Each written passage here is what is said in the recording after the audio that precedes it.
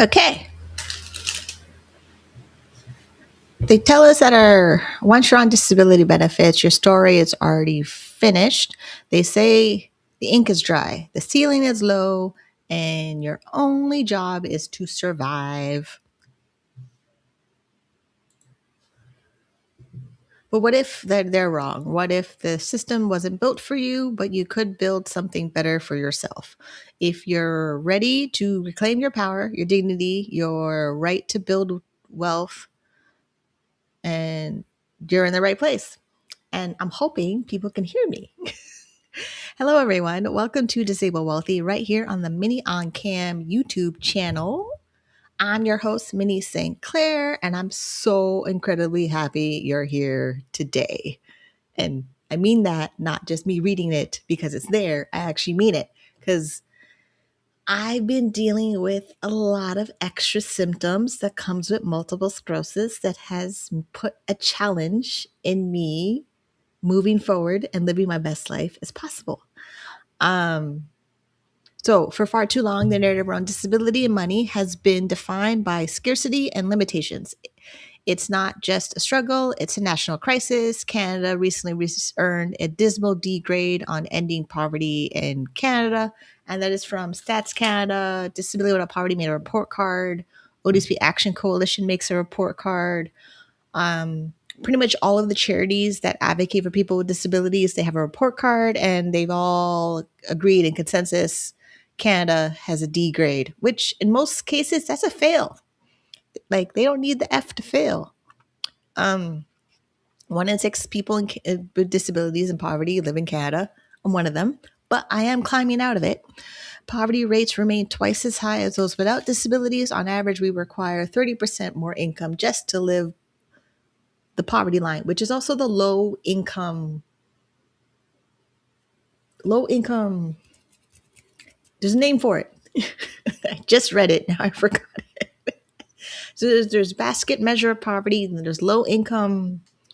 Great. I have to look it up because it's going to be bothering me the whole time. I don't remember what it is. So we have low income, low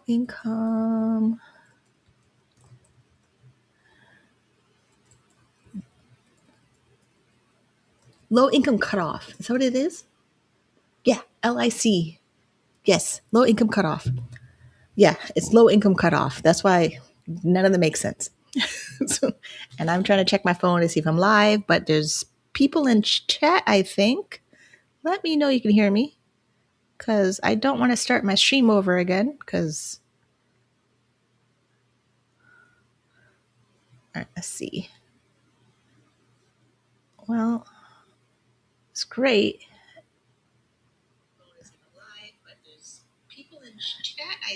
Okay, good. Okay, I heard it. Okay, we're good. Okay, so low income cutoff. Wait, basket of measure. Basket of measure. Yeah, market basket measure. Why do they make these things so annoying?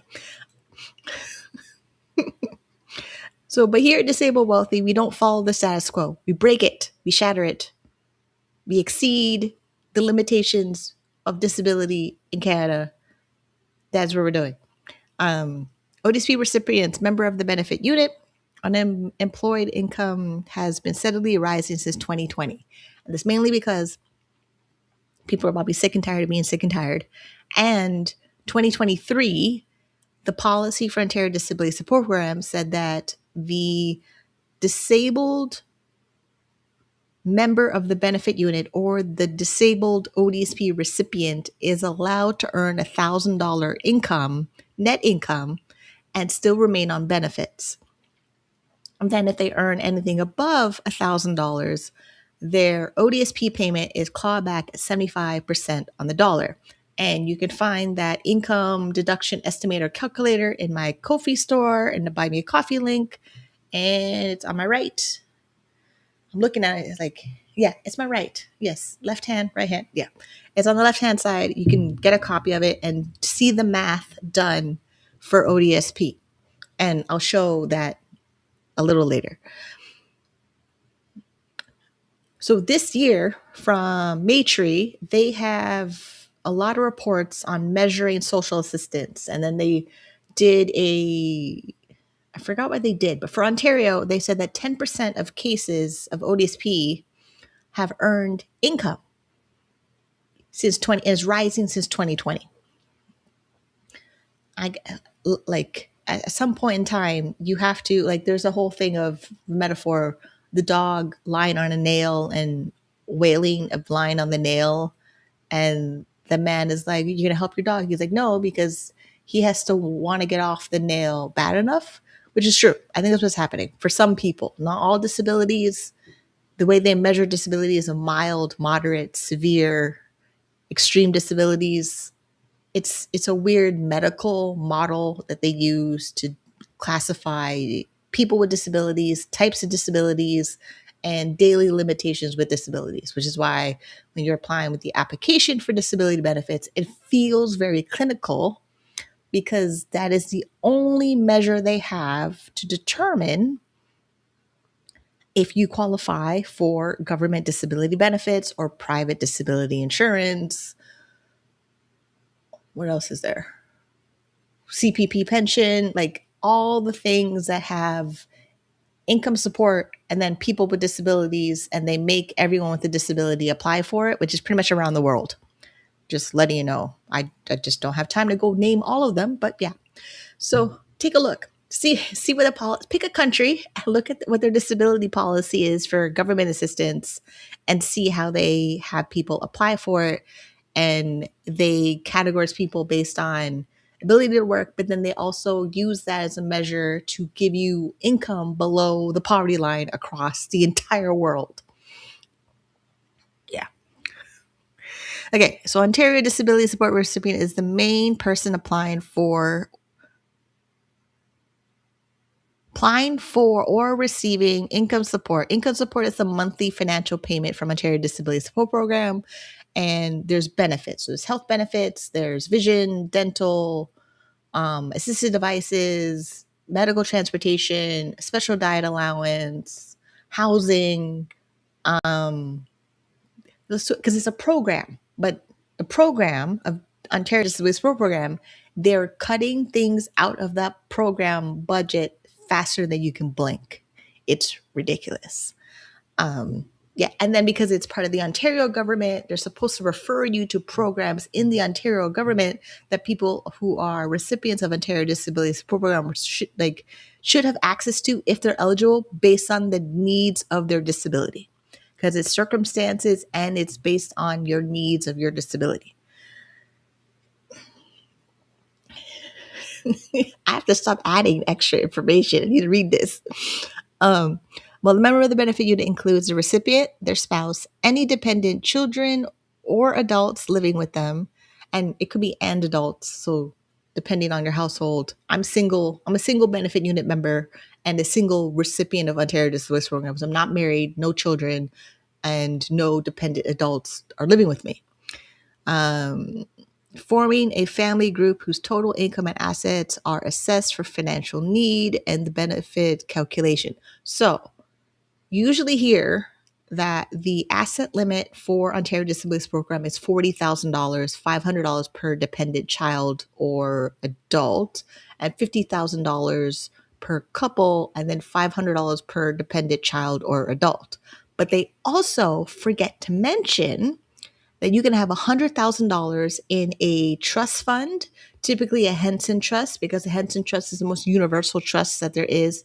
You can set up for someone who's on disability benefits, and it's typically a trust fund that is universal across the country of Canada. But that takes a lot of tax planning, a lawyer, and having someone be a trustee of the trust. But the individual could be a trustee of your own trust fund, but it's a little bit too complicated. So the easier method I found easier is to open life insurance products with a life insurance company and a professional who holds a LLQP who could open segregated funds. And I know it's a long-winded way of getting there, but it's the best possible option for an individual to protect their assets while on Ontario Disability Support Program. And it's not in the policy for Ontario Works. I'll go back and look because the policy will change without notice. I just learned today that a certain part of employment supports websites for Ontario is no longer online. They archived it, but they kept employment support policy directive. Like, it's a whole thing. And I really don't want to remember all of this information, but I'm remembering it to let you know so you know where to find it so you can educate and empower yourself. Calculation, essentially, the benefit unit defines who gets support, how and how much, while the recipient is a primary individual leading the application. So if I got married, the spouse would be lumped in to the benefit unit, member of the benefit unit as my spouse, and then our assets are lowered to $50,000. Non-exempt assets, excluding primary residence, first car, second car could be exempt if it's under, the value of it is under $15,000. It's just so much stuff. And that's the part that gives me a headache. Application, individual, unit size, impacting total monthly payment. So total monthly payment, and whenever applicant, recipient, that's me, person with a disability, spouse. I gave the example, if I got married, our assets would have to drop to $50,000.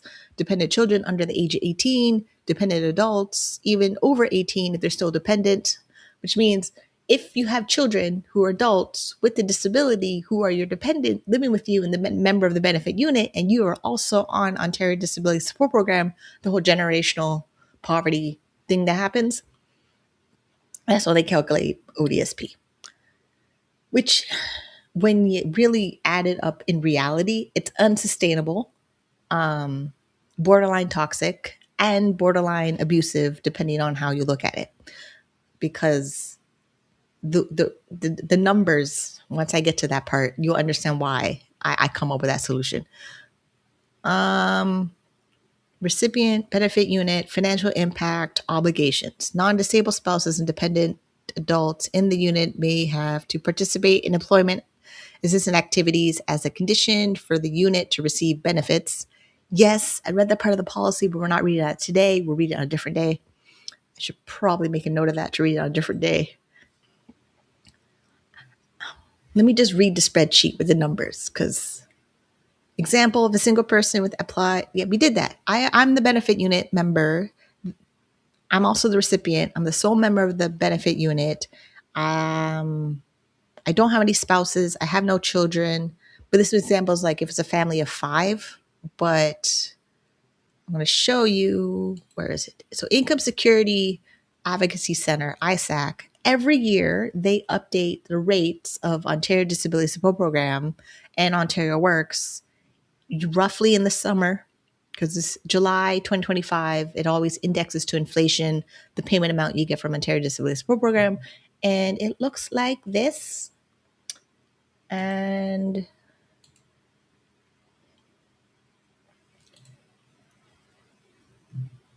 full screen.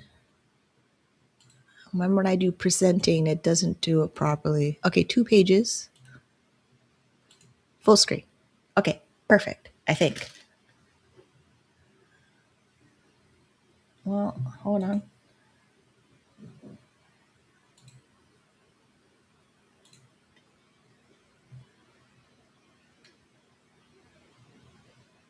Okay, good. Okay, so I was going over. Oh no, it's in the other tab. Give me a minute. It's, it's in the other tab. I need the show script. I need to know what I'm doing. Okay, so single person, no children, not married, no dependent adults. Ontario Works gets $733 a month. The reason I started Ontario Works, anybody could get Ontario Works. Like, you lost your job, EI didn't kick in, you never got EI, you didn't work enough hours, you're new to the country and you just got all your documents. There's a bunch of reasons you could end up on Ontario Works welfare just because you have all your documentation for living in Ontario. It's go look at I'll put that website policy in chat, but we start there. Then Ontario Works overflow of people with disabilities. They created Ontario Disability Support Program. It's not like they created Ontario Disability Support Program separately or individually or its own program. They created it out of the overflow of people on Ontario Works who have a disability, and then they made the Ontario Disability Support Program based on filling the need of people with disabilities. Sometime 5 o'clock in the morning, me up looking up documents and researching a lot of academic papers. I found it. Something in 1997, 1996, when they were doing welfare reform from copying the United States. Then they made the Ontario program based on research, and here we are. That's the shortest version I can give it to you. Single person, single benefit unit member, person with a disability could get up to $1,408 a month. Now, remember the example was using two children? Where was it? A spouse, two children.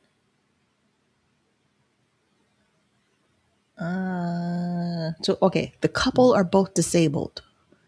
Okay, let's do the word problem. Okay, so if a single person with a disability applies, they are the recipient and the sole member of the benefit unit. If they live with their spouse and two children, they are the recipient, and the benefit unit includes all 5 people. It can't be all 5. It's a family of 4. 2 children, spouse, that's 3, and you, that's 5. That's 4.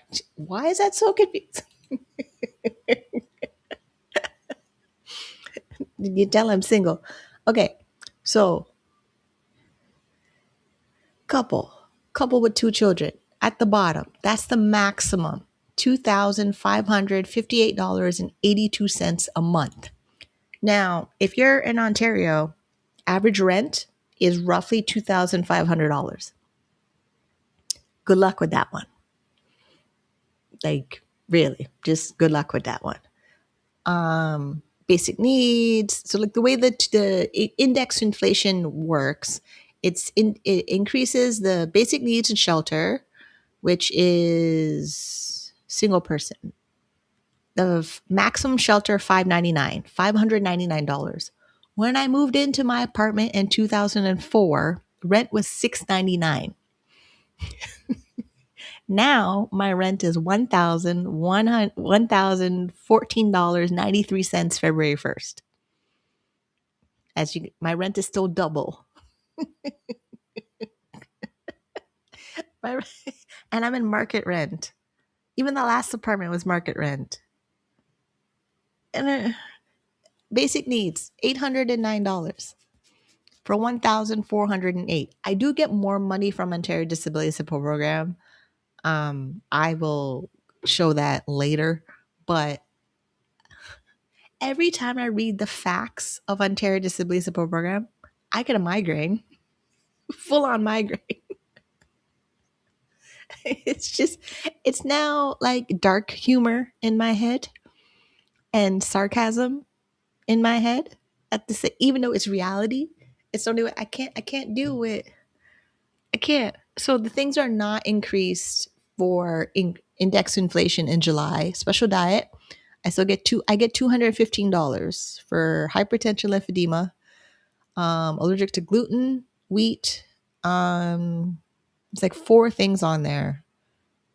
It used to be 129, and then as my disability showed other reasons I needed to increase the special diet, we filled out the form. ODC approved it. Doctor filled it out as indefinite, and I have to work on the suggestions of $215 a month for special diet to reduce my hypertension, hyperlipidemia, which I probably say that wrong. I always say the hyperlipidemia wrong because it sounds like funky comedina in my head. special border allowance, personal needs payment, work-related expenses, remote community allowance, the guide dog benefit. Yeah, this is, I mean, the government does put a lot of money into social assistance programs, but the way that they cut programs or they don't increase payments for programs or supports or benefits with inflation is a little frustrating because it directly impacts the people who are receiving the benefits. And I know this because I read the policy almost every week on my channel. And every time I read it, I get a little smarter, like a video game. Okay, we're good for that part for now. That is, we're still in the introduction, just letting you know. The personal path, why I'm here. I'm there with you. So as a person with a disability, I live with bipolar disorder, relapse and remitting multiple sclerosis. I am managing muscle spasms called the MS hug, where I feel like I'm being squeezed from the inside out. It goes up my left hand, then shoulder, left shoulder, neck, down my ribs, around my stomach, and then right shoulder, down the right arm to the right hand and squeezes. It is less than it is in August, but it's driving a girl a little bit unstable. And I know this. I'm not sleeping, I'm not eating, and I'm supposed to be cooking stir fry. I have a bell pepper and hoisin sauce, soy sauce, Mr. Noodle on the pot. If I had chicken out there to spoil, I am so. Luckily, the chicken is in the fridge. I have to cook it because it's defrosted, and if I keep it there too long, it changes texture. And yeah, it's a whole thing. So I need my muscle spasms to go away. I realized early on that I couldn't wait for a system to fix itself. It's not. I had to take my autonomy back, my path to independence, building a small global business using the Ontario Disability Support Program Policy Directive 5.4 self-employment. This isn't just a talk show. It's a movement to eradicate disability poverty. Our goal, or my goal really, is bold and clear to become a net worth millionaire. It's not a fairy tale. It's math equation. Assets minus liabilities equals $1 million. This is not just a debate if $1 million is enough. I know once I hit the $1 million mark in my bank account, I am no longer eligible for Ontario Disability Support Program. And by that time, it might be $2,000 in 2045 or 2050. No, thank you. I hate when people are like, oh, $1 million is not enough. Y'all don't even have it. I swear to God, the people that say $1 million is not enough are people that don't have it. Are not even close to having it because of the way that people that call in the Dave Ramsey show that have $1 million, they call in like they have enough money. Once they hit $1 million, they call in, oh, I'm a millionaire. Dave Ramsey, it's 1.2 million. It's in this asset combination. I paid off my house. My GPA is 0.9. Like, I'm an engineer, I'm a doctor, I'm a teacher, and done. Like, I don't even know how we're going to act like $1 million is not enough when there's literally people that call in the Dave Ramsey show every day that I've been watching that show since 2017, calling in, act like, I'm really comfortable. I'm really happy with my $1 million. Like, really? I mean, they do sometimes think they don't have enough to retire, but then when they break down the math and your spending and your habits and your lifestyle choices, you end up using exactly what you're supposed to use because you're budgeting to $1 million. That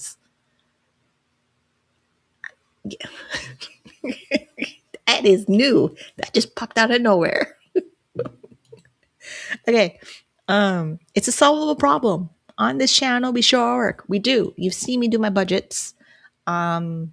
You see me cross over $100,000 in my registered disability savings plan.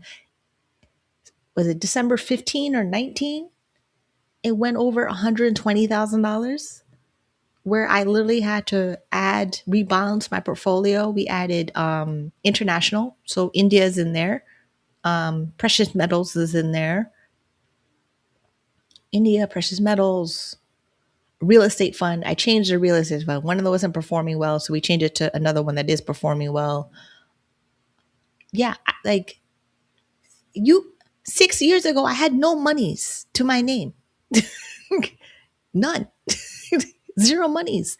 And then I got approved for the disability tax credit and opened my registered disability savings plan.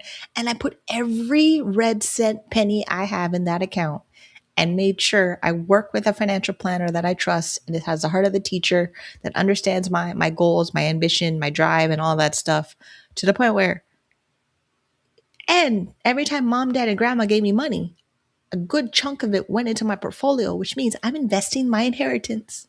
Like if I don't get an inheritance from my grandmother or my parents, I'm okay. I can actually tell them that next time I see them, when I feel like seeing them in 2026. Yeah, you. The train has left the station. We are on the road to $1 million. You can jump on board or stay exactly where you are. I hope you're happy with it. I wasn't happy with living below the poverty line because when I got on Ontario Disability Support Program, it was $1,069 a month in 2011.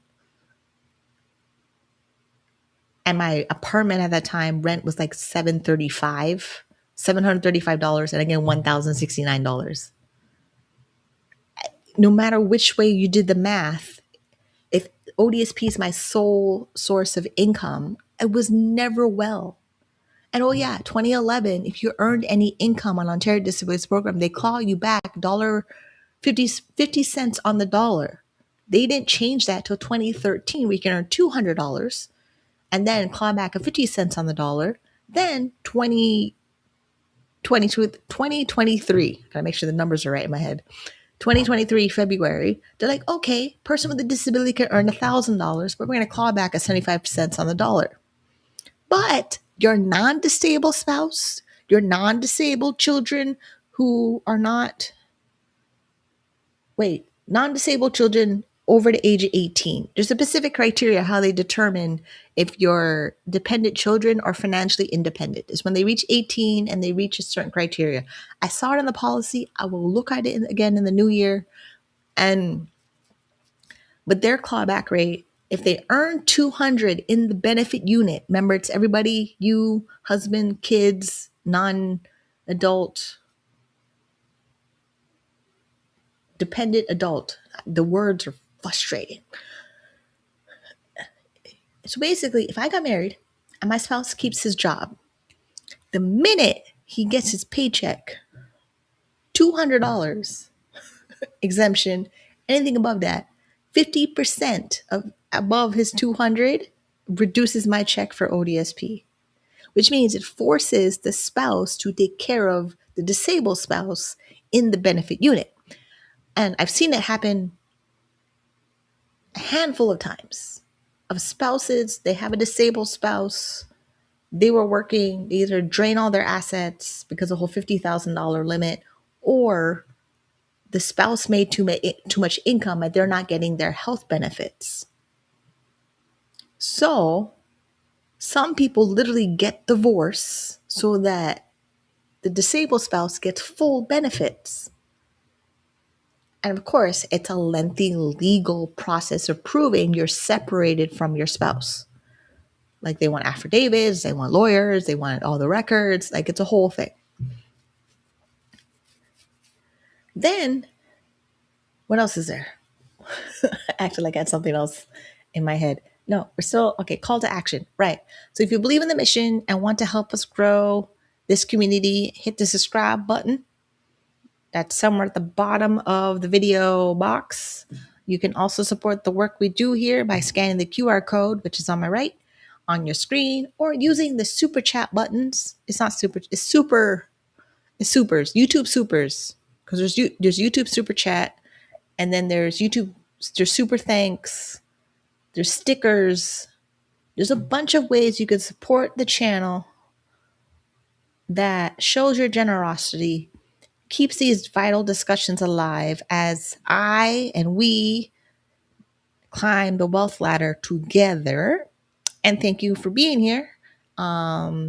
keep showing your work. So the show your work part is you have to report all your income and assets to Ontario Disability Support Program. If you know somebody who's on Ontario Disability Program, encourage them or help them to report their income and assets to Ontario Disability Program. And also, the policy directives of Ontario Disability Program and Ontario Works are becoming a lot easier to read and understand so that everybody can help everybody get ahead. Because the whole nothing about us without us. Okay. I'm openly sharing my financial journey on the Ontario Disability Support Program, the insights I've gained while pursuing self-employment. This isn't just theory, it's born from decades of dedicated research, intensive personal trial and error, and years of intentionally building faith, confidence, and self-esteem. Part of this accelerated growth has involved a conscious choice to invest financially in specialized knowledge and guidance from private companies and individuals, understanding that this would significantly speed up my entrepreneurial learning curve. I aim to show that financial independence and financial resilience are achievable while living well with a disability. It is vital to remember that my path is unique to me. I work closely with appropriate professionals and remain fully compliant with Ontario Disability Program policy directives while taking massive action towards my goals, including planning how to effectively utilize a Canada Disability benefit. While my experiences illustrate what's possible, they are not a substitute for professional advice. Your journey will be unique, and it's essential to consult with qualified professionals to create a strategic, tailored plan to your individual circumstances. Whew, I almost said that in one breath. Okay, there is that. Let's move over this screen so that way I don't have the thumbnail always bothering me. Okay, disclaimer.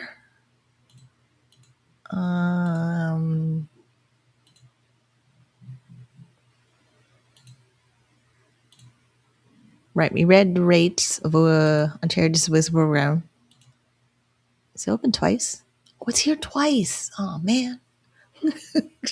So many tabs open. And then I forgot I had a tab open, and then I opened another tab. So that is just not fun. Okay.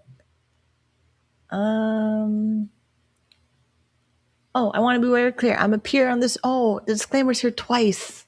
Right. I'm not a financial advisor, a lawyer, or a representative on the Charity Disabilities Program office. This information I share here is for education and inspirational purposes only. Because our health and financial situations are all unique, please consult with your professional before making major moves. I can promise you my goal is to be accountable, transparent, and relentlessly optimistic while I do the work to exit Ontario Disabilities Program and lift myself out of poverty. I'm not interested in being a statistic. I will and I can retire with dignity. I want to show you that you can too. And you can too has a big disclaimer. I know it's not available to everybody based on their belief system, the nature of their disability, and majorly their belief system. And I say the belief system more primary than just, oh, I'm on disability and I can't work. There are people around the world with your disability who figured out how to make money with their disability. And a lot of it. There's 1.3 billion people with a disability, but the people with a disability who earn an income and have a disability, you don't hear about they have a disability. You hear how they overcome their disability. It's the whole inspiration content of people with disabilities is happening. But we live in a capitalist society that's based on gross domestic product and the ability to produce income around the world. That disability, yes, like it's seen as you just get over it. Like honestly, like it's seen that way. I know it's seen that way, and I know people don't want it to be seen that way because they want to have it where we're all inclusive and all respected. But when you really look at it, the world doesn't actually do that, because the way that disability payments are all below the poverty line worldwide. I looked. I'm done looking. I need to lift myself out of the poverty line. And I get it. If you have a disability and you're unable to work, and like, again, the way that it's a medical model of the disability, a mild, moderate, severe, episodic, dynamic, all of these words we're using, that's the words. I tried. Like I tried to just, oh, I have my multiple sclerosis, but I can't. I can't rest. It doesn't work. And because of the power of the internet, I've been making money online since 2003. The day I turned 18, my first paycheck came to me in the mail for like 300 US dollars. And then my second paycheck was 1,500, 1,500 US dollars. That was almost $2,000 Canadian because of the exchange rate in 2003 that I would look up, but I don't want to because it makes no sense. And then meeting other people who are entrepreneurs with a disability, there's a lot of us. If I Google till 6 o'clock in the morning, I can find it. I can find the support, inspiration, mentors that I need who have a disability, who are out there earning an income with their disability and managing their disability. My disability, a different disability, like Jennifer Lewis, she's out there making a one-woman play. She still tells you she manages her bipolar disorder. She still goes to her therapist. She still takes her meds. She still refers back to her therapist. Like Montel Williams, same thing. Montel Williams was out there skiing one time on his Instagram. He has multiple sclerosis. Like people with multiple sclerosis, we're literally giving like a life sentence that, oh, we're going to be disabled. It's going to be hard for you. That's literally what we're given when we're diagnosed. It's not like, oh, we can beat this. No, multiple sclerosis doesn't get that. I'm telling you that from now. Multiple sclerosis is the weirdest diagnosis presentation you will ever get.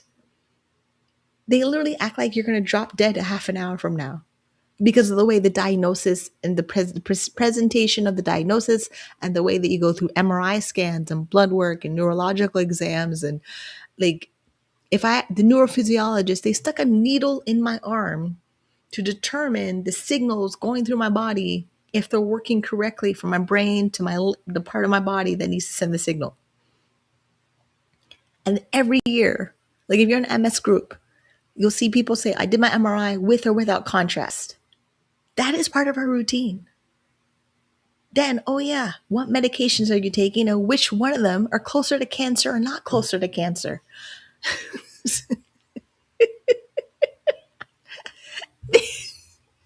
That is it. I just had to pick for 2025. I had a relapse where I had new symptoms with worsening old symptoms of multiple sclerosis that lit up like a Christmas tree in the MRI, that are in my neck, that affect my hands, that are sporadic and infrequent and unpredictable, and literally turn my hand into a claw that is deformed. It's not doing it now because of tizanidine that's not covered by Ontario Disability Support Program. The next refill of tizanidine, I have to take 90 pills, 4 milligrams 3 times a day. I have 4 refills. It's going to cost me roughly $115 with tax and dispensary free from the pharmacist. And oh yeah, that is the generic, in case you're wondering. To hope it manages my muscle spasm. It doesn't cure anything. Now I'm remembering the conversation I had with my father. It doesn't cure anything. I just manage and live with it. That is it. And we hope it goes away by itself. The muscle spasms, not the multiple sclerosis. Because the multiple sclerosis, I do my follow-up MRI in April.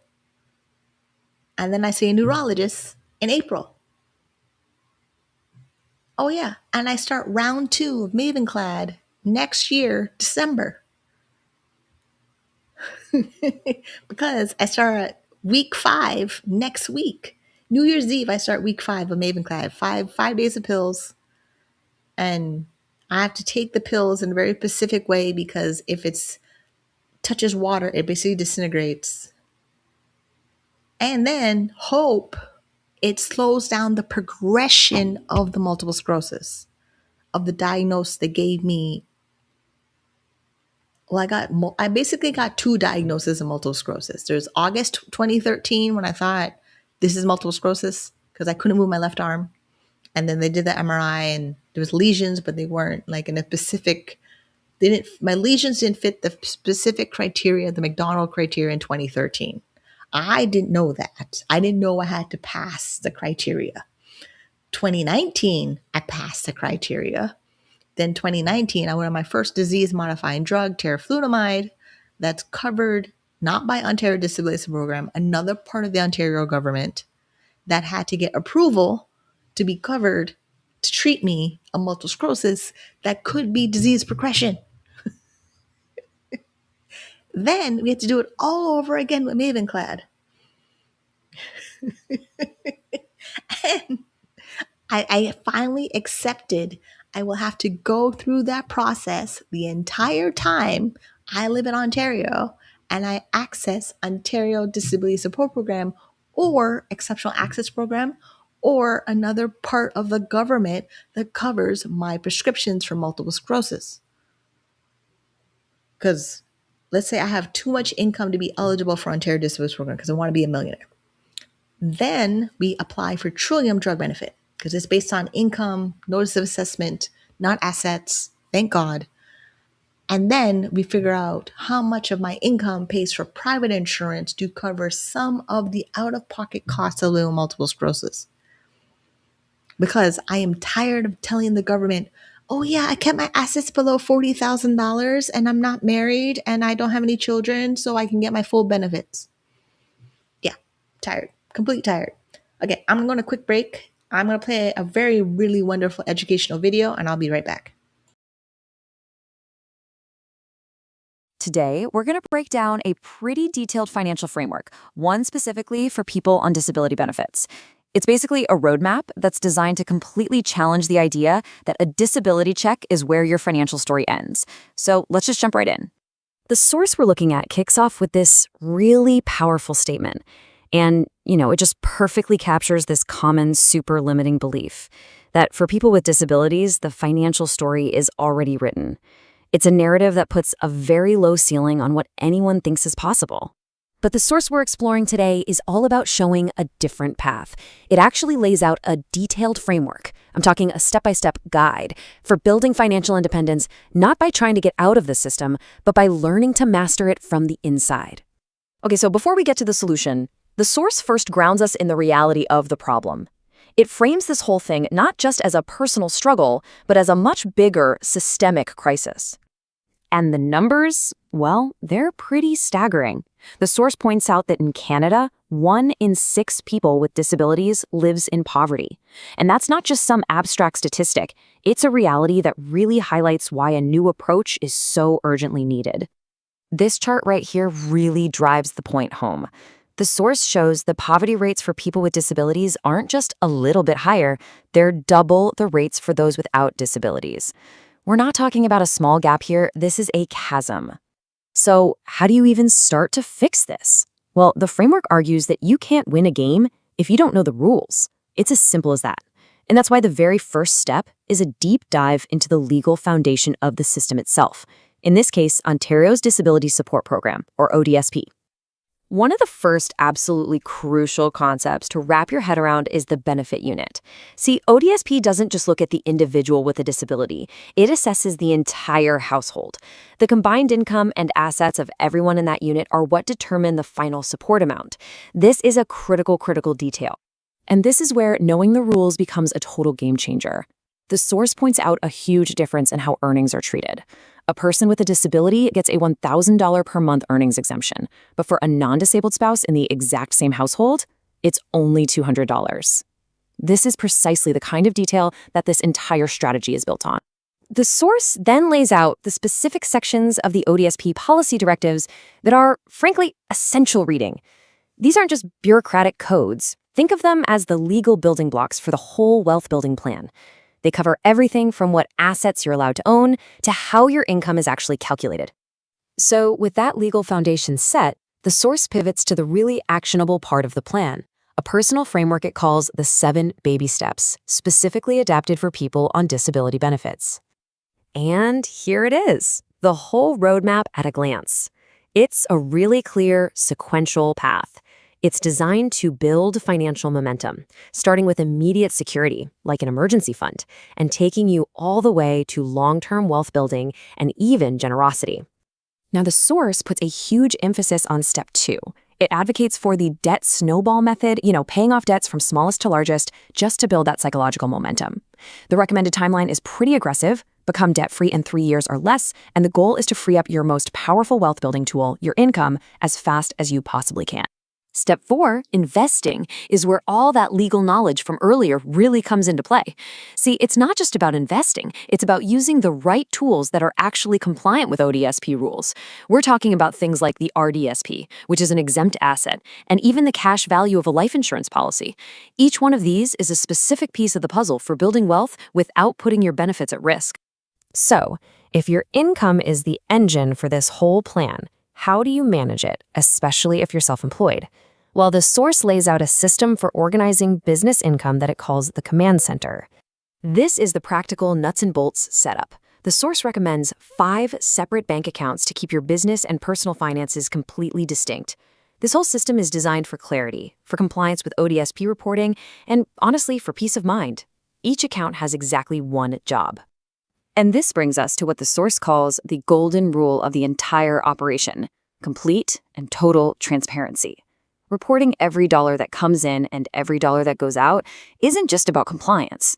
It's about protecting yourself and maintaining total control over your financial life. All right, let's zoom back out and see how this all comes together. After laying out all the legal, personal, and business frameworks, the source returns to the big picture, the ultimate vision behind all of these practical steps. I find this quote fascinating because it just completely reframes the goal. It suggests that becoming a millionaire isn't about luck or some kind of magic. It's a solvable math problem. It demystifies the whole idea of wealth and presents it as something achievable through a deliberate process. And this really gets to the heart of it all, doesn't it? The source is incredibly explicit about its goal: to completely rewrite the story. It's a direct challenge to that narrative we heard at the beginning, aiming to replace disability means poverty with disabled and wealthy. So we end with this question that the material itself poses. After walking through this really detailed personal plan, the source leaves us to think about a much bigger idea. If enough individuals follow a roadmap like this, could it do more than just change personal lives? Could it actually begin to shift the entire system?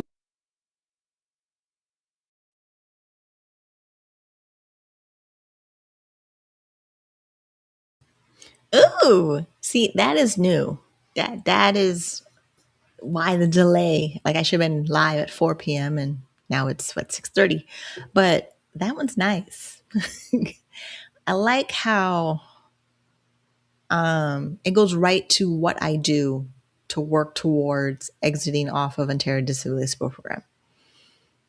Like Dave Ramsey Baby Steps, which is here. Like this. Like I found the baby steps, 2017. I came back from a conference and then I was like, oh, that will get me off of disability benefits. I instantly knew when I saw the baby steps that it would do it. But then I freaked out. I totally got scared because at the time, 2017, they didn't change the rules yet that you can make $1,000 and still keep your benefits. It was still $200 back then in 2017. So I knew about it. So I would work on baby step 1 over and over again. Save $1,000, save $1,000, save $1,000. Then I realized in the policy directive that I could run my business off of loans because 5.10 loans, but it's totally against the whole Dave Ramsey baby steps of never borrow money ever again. And also Gail Voss-Loxley's debt free forever. The whole point is to be debt free so that you can build wealth. That took a while to register in my values and belief system and habits. Where now, oh yeah, it's on like Donkey Kong 2026. Let's do this. And I think I said it last time. I moved my emergency fund to max out the contribution room. I'm a registered disability savings plan because the government said for me in 2025, based on my tax return and the years I'm eligible for my disability benefit, disability tax credit, and the start year of your disability, which for me is 2008. And I learned because I got a copy of my disability tax credit certificate application that I sent in 2020. It's all mental. I thought multiple sclerosis was on it. So now I have to reapply for my disability tax credit in the next couple of months. I'm going to have to get my doctor to add in all the limitations of multiple sclerosis and keep all the limitations that are there for the mental, because that's what got me approved for the disability tax credit. I may make a video about it in the new year when I know I'm either approved indefinitely or improved until a certain date on my disability tax credit in the future of what's there. But honestly, filling out the disability tax credit form is a private thing you do with you and your doctor. It's a legal document that you're sending to the disability adjudicator for the disability tax credit to determine your eligibility based on how your disability impairment is. And I am no expert in what gets approved in the disability application. I fill it out just like everybody else. I hope I get approved because I need the disability benefits to, assist me with my disability and life and all those things. Because when I got on Ontario Disability Support Program, I was facing eviction. I was on the verge of literally becoming homeless. And there was no plan of how I would be unhoused or like what shelter I would be in or which family would take me in. It was the most chaotic time for me in 2011. And then now, okay, yes, ADHD. Oh yeah, I saw it today. When I don't know what I needed to do today, and I have no memory of why I have my Asian sauces and bell peppers on my countertop with Mr. Noodle because I planned to do a live stream at 4 p.m. today. I also did not eat food all day. I had oranges, I had a bagel and cheese. Like I ate something, but it wasn't food. Like, it wasn't food that had vegetables with it. So, and I know it's because I'm having the muscle spasms. I can't function cognitively with the muscle spasms, which I have to tell my doctor. I should write that down now before I forget. Muscle spasms are affecting my cognitive function. And she knows this because of the whole way she said, yeah, I have ADHD. And her opinion of me having ADHD is the diagnosis. Cognitive function decline. Muscle spasms.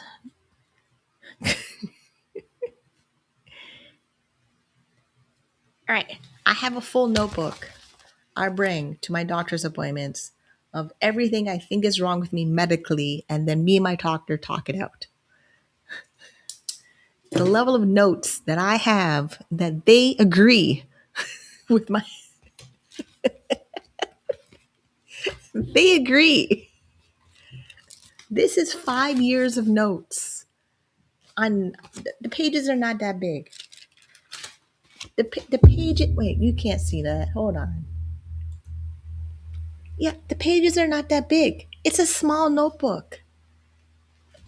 But I would write like, okay, right now I'm writing, okay, we did blood work for my vitamin D. I was concerned about the cancer risk with Mavenclad. I'm scared I'm gonna give my doctor updates that things are going well because I fear that it'll show negatively on my disability application when the disability application will show everything that's bad and limiting and depressing about me. And risk of losing benefits if they think I'm doing too well. And we know I'm not, but yeah, the wording of the doctor in the application changes everything. So yeah, me trying to figure out the muscle relaxer. Yeah, I need to ask her about that vaccine. Hallucination. So like one of the side effects for the medication I'm on is hallucinations. We talked about it, which made my doctors cautious about me on this medication, but the neurologists like 2 in the emergency room. The doctor in the emergency room trusted the neurologist in the emergency room to prescribe me the muscle relaxer. Then my neurologist, the on-call, the whole team, because I'm in a world-class MS clinic, and amazingly, from when I went to the emergency room I went to the emergency room December 16th, that's Tuesday. December 19th, my neurologist nurse, MS clinic nurse, called me to find out what's going on. And then I'm like, hey, I went to the emergency room. They gave me the muscle relaxer. And she's like, okay. She's like, take it and then report back. Then she called me like a couple days later. Then she's like, the dose they gave you was a little high. I don't know that. I don't know that. They gave me something. They said 5 milligram. I took the 5 milligram. But I learned when the dose is too high, I get more muscle spasms more frequently. It's not supposed to happen that way. So the MS clinic, they're now stepping in, but my doctor thought I should be on 2 milligram of the muscle relaxer that the emergency room gave me 5 milligram. So now I'm trying to navigate neurologist, MS clinic, family doctor, who's the primary. Your family doctor in Ontario is supposed to be doing everything and then disperse the referrals for you to go to. Ow. And read all your notes of like labs and blood work and notes from the specialist that came back when I did the ADHD diagnosis, and they sent me the notes, but they were unclear if I have ADHD because it was just weird.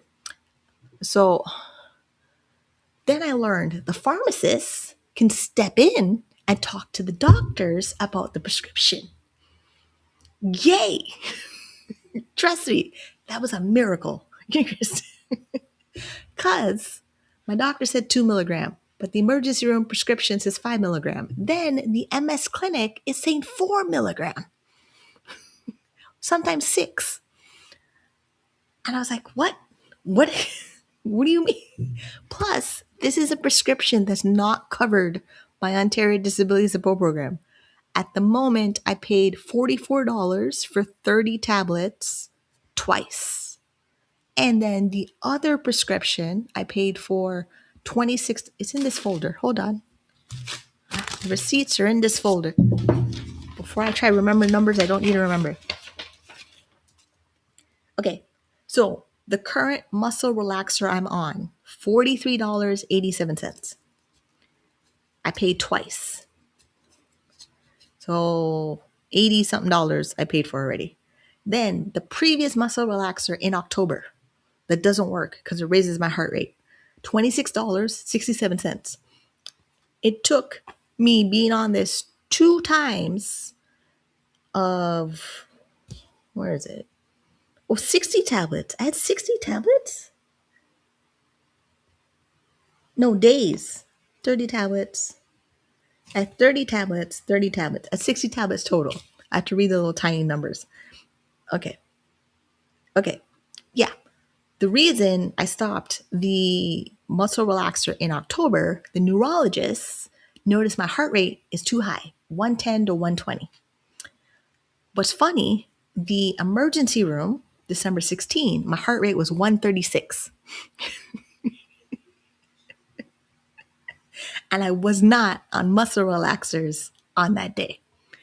But the pharmacist said that when people go into the hospital, your heart rate jumps. They call it white coat syndrome. I'm like, okay, that makes sense.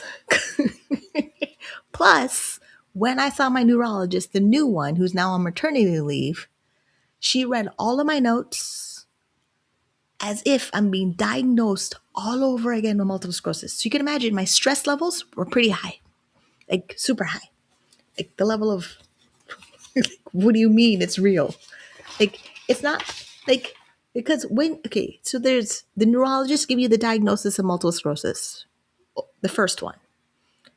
You kind of don't believe it. You think they're wrong. You really do. You think they're wrong. You think they diagnose you wrong and all that stuff. Then you go live your life and then you have symptoms again.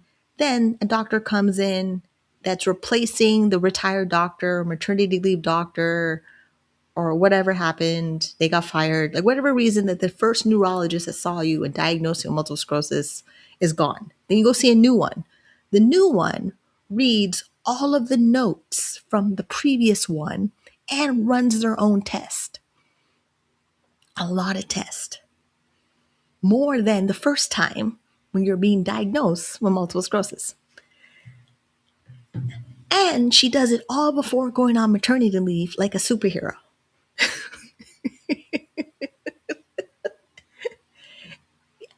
Of course, my heart rate is going to be a little high because you're now telling me, oh, yeah, you have the thing that has no cure for the rest of your life. And we hope you don't become super disabled, that you need extra assistance and care that you cannot actually get in the government of Ontario. And I know this because of August, when I couldn't move my hand and it made the claw. Like it made a claw that hurt like I was on fire. No, not mythology. Like actually, yes. Yeah, that is. I hate that it's true in two ways for me because I like Greek mythology, and yeah. So my hands are on fire, like they're in a claw and they're on fire, and it was constant. August, it was constant. It was constant until October, and they told me to stop taking the muscle relaxer that's raising my heart rate. Then we went on this over the counter Rebaxet muscle relaxer. It worked a little bit. And then my body was like, this thing tastes disgusting. Stop. Rebaxet methocarbamol has a weird, bitter, disgusting taste. I don't know if my body was just over it by that time or what. But December 15, 16, I had it. I couldn't take it anymore. So I went to the emergency room. This is what the emergency room is for. Like, plus I couldn't get a hold of my doctor and the neurologist, and I'm having muscle spasms, so I went to the emergency room. Annoyingly, going to the emergency room, this particular hospital was like, how come I couldn't go to the main hospital that treats my multiple sclerosis? And I'm like, I'm here. And luckily, I only waited 3 hours from triage to seeing a doctor to getting the prescription, getting my hot chocolate and whipped cream, and going home. About 4 hours because the prescription to go home, wait for the prescription, and then home. Fantastic. I had a feeling if I went to the hospital that has all my notes for the multiple sclerosis and saw me in August, I would be waiting longer. Like I was hoping to go to another hospital that I have a record with. Like the way that you have the My Chart and all the hospitals are uploading your stuff digitally now. I was hoping I can see another, but it worked out well. It just, some doctors don't really do well with their bedside manner. That's just pretty much what that is. I probably will write that down and tell my doctor when I see her in January. Now we're still on the live stream. It just added my tangent of like, because it's the end of the year, I'm reviewing everything that's not financial of the year, living with a disability. This is a disability and finance channel where I talk about living with a disability and managing my finances and everything in between, which is the disability management. There's also financial management because this particular prescription is not covered by my insurance for Ontario Disability Support Program. I have to pay for it out of pocket, and then we wait and see if they approve it for Exceptional Access Program. And I don't think I get reimbursed for everything I've been paying for. So I have to keep all the receipts and then claim it on my income taxes. But I have to see, so annoyingly, so I'm on Canada Dental Care Plan because my dentist said they won't see patients who only have Ontario Disability Support Program since the Canada Dental Care Plan has been rolled out like last year or the year before. I did find 5-6 possible private insurance options for health and dental, vision, and other services that I really, really need in multiple different variations I could access if and when I make more money. I will make a whole thing in the new year about that, because I think more people need to know about that, especially if you're a spouse with the person with the disability and your spouse with a disability has medical expenses related to their disability not covered by Ontario Disability Support Program. What are you supposed to do? Now, the options are not complicated. They just take a little bit of time in learning what you're able to get covered for your specific disabilities. They're different than mine, which means the cost of mine are going to be different than yours. And it's also based on age. I've learned that too. Like private insurance, if what I checked at 35 is different than at 40. And if I got it at 35 or 20, it would have been a whole lot cheaper than 40. So it's a whole thing.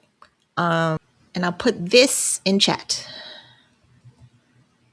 So that way people in chat can see it. And then hopefully the chat plays the replay of chat later so you can see it. But this is the Ontario government website.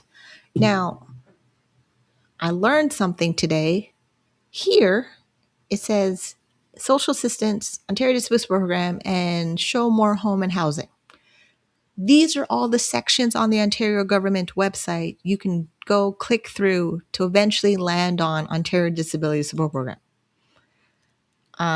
Main reason I do not teach anybody how to apply for Ontario Disability Support Program, I feel like you're walking into a trap. So I'm not teaching you how to go into the maze and stay there. I'm trying to help the people who are in it come out, which may be a Disney movie in my head. Because I watch a lot of adventure, treasure, mission seeking, Indiana Jones, Journey to the Center of the Earth, The Mummy, Road to El Dorado. Nicolas Cage was in that one where he found gold behind Mount Rushmore. Yeah. And all the Greek mythology stories are in my head. So I'm more of, we're in the maze. We're stuck in the maze. We're sick and tired of being in the maze. Let's get out of the maze. Like Maze Runner and the 100. And what else is there? Magicians? Kinda. Yeah, magicians want to go to Fillory. That's what it was. They want to go to Fillory, and then Fillory kicked them out. That's what it was. Yeah, this is how I keep it like not serious. Okay, so ODSP website, income support. Where's the policy directive? Learn more. Policy directives. Because they move stuff. Because something about their employment support webpage for Ontario Disability Program, they archived it. And then I need to read you benefits. That's what it was. Because this is how I figured out how the video breaks down Ontario Disability Program in like 5 different sections, which is, where is it? No, not that part. That's the beginning. Yeah, section 4, assets. Wrong one. Here. So section 4 is at 4.1 is assets. Or 4.2 is real estate. 4.7 is funds held in trust. 4.8 is life insurance policies. Then 4.10 is registered disability savings plan. This is why I memorize everything. I put everything with the Dave Ramsey baby steps, which is here. Dave Ramsey baby steps. And then under every Dave Ramsey baby steps, I put in one of the policy directives so I know what I'm allowed to do and still accomplish the Dave Ramsey baby steps.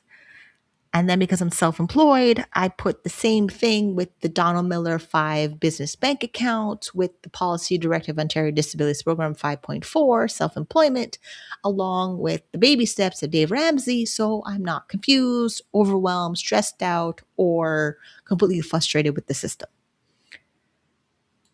Now you know all my secrets. Okay. So that's section 4. I should probably put this over here for a second. Section 5 is income.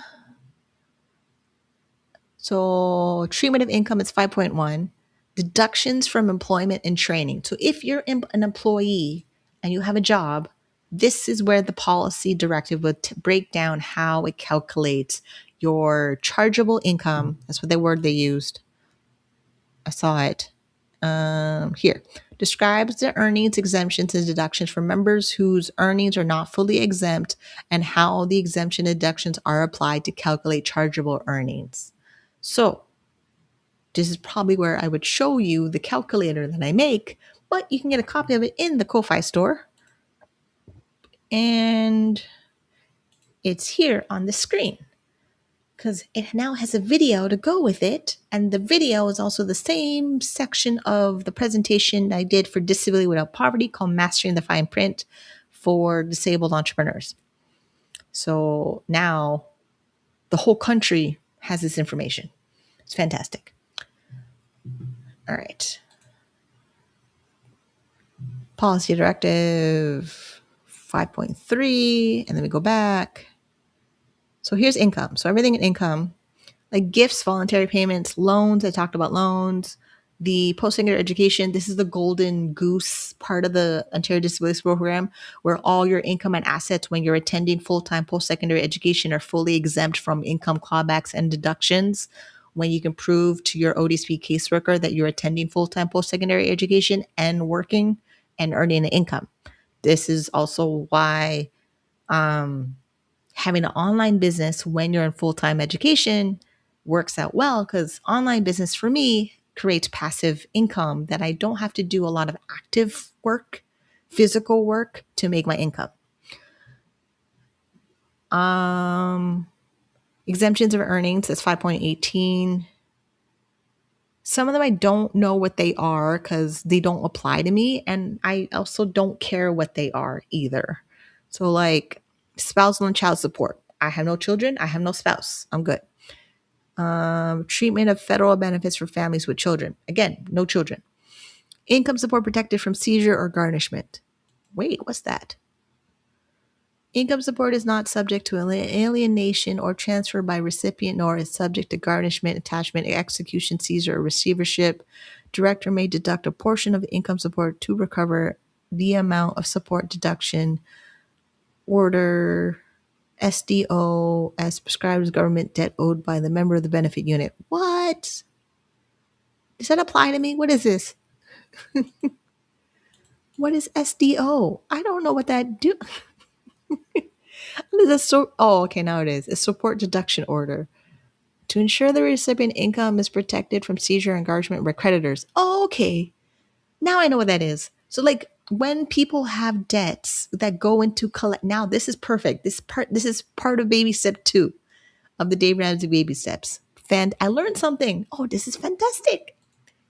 Usually I think I know everything about ODSP.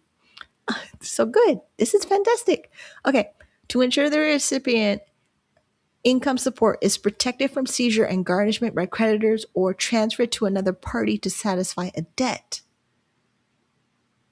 Oh, no wonder people on ODSP, their credit score and their ability to borrow money just tanks. And then they just change their phone number.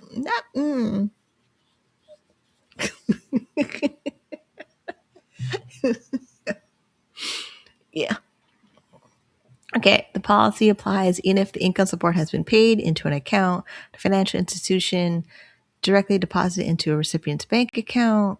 Income support is not subject to garnishment, attachment, execution, seizure, or receivership. Honoring a support deduction order, the director may deduct a portion of the income support to recover the amount of the deduction order that is enforceable. So the caseworker has to agree that they'll use your income of ODSP to pay back your debts. Oh, Lord, I hope that's not what it means. Oh, I really hope not.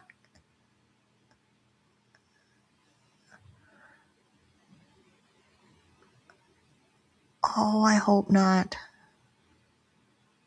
I really, really, really hope not. Because of the way it's said here, it says honoring a support deduction order. The director may deduct a portion of income to recover the amount of SDO that is enforceable against a member of the benefit unit or prescribed government debt owed by a member of the benefit unit under Section 20 of Family Responsibility Support Arrears Enforcement Act, 1996. Don't want to read more legal stuff. I will probably have a lawyer in the new year help me figure out this section of the policy, because I don't I don't want it to mean what I think it means. Because I don't think anybody knows that at all, that a caseworker can what if that's what I read.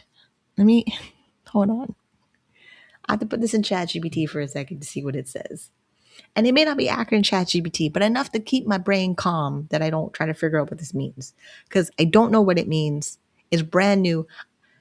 And we know this. Sometimes I do a live stream and I learn something brand new about Ontario Disability Support Program that shocks me completely. This one is right up there of I've rocket to the moon and I need to land back to the ground, because it fuels the reason why I don't want to be on Ontario Disability Support Program, because they literally make a financial decision for every aspect of your life.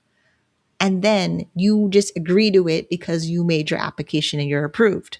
Because what? You're disabled.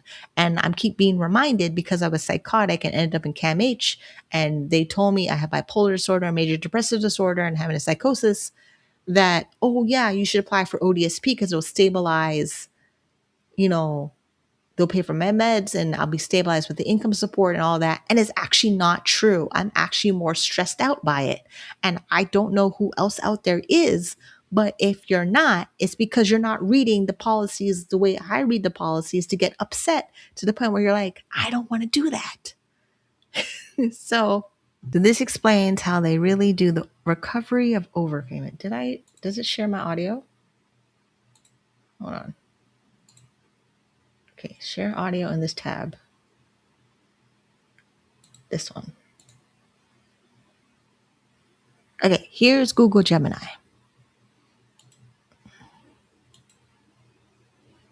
Essentially, this policy is a shield for your ODSP, Ontario Disability Support Program, money.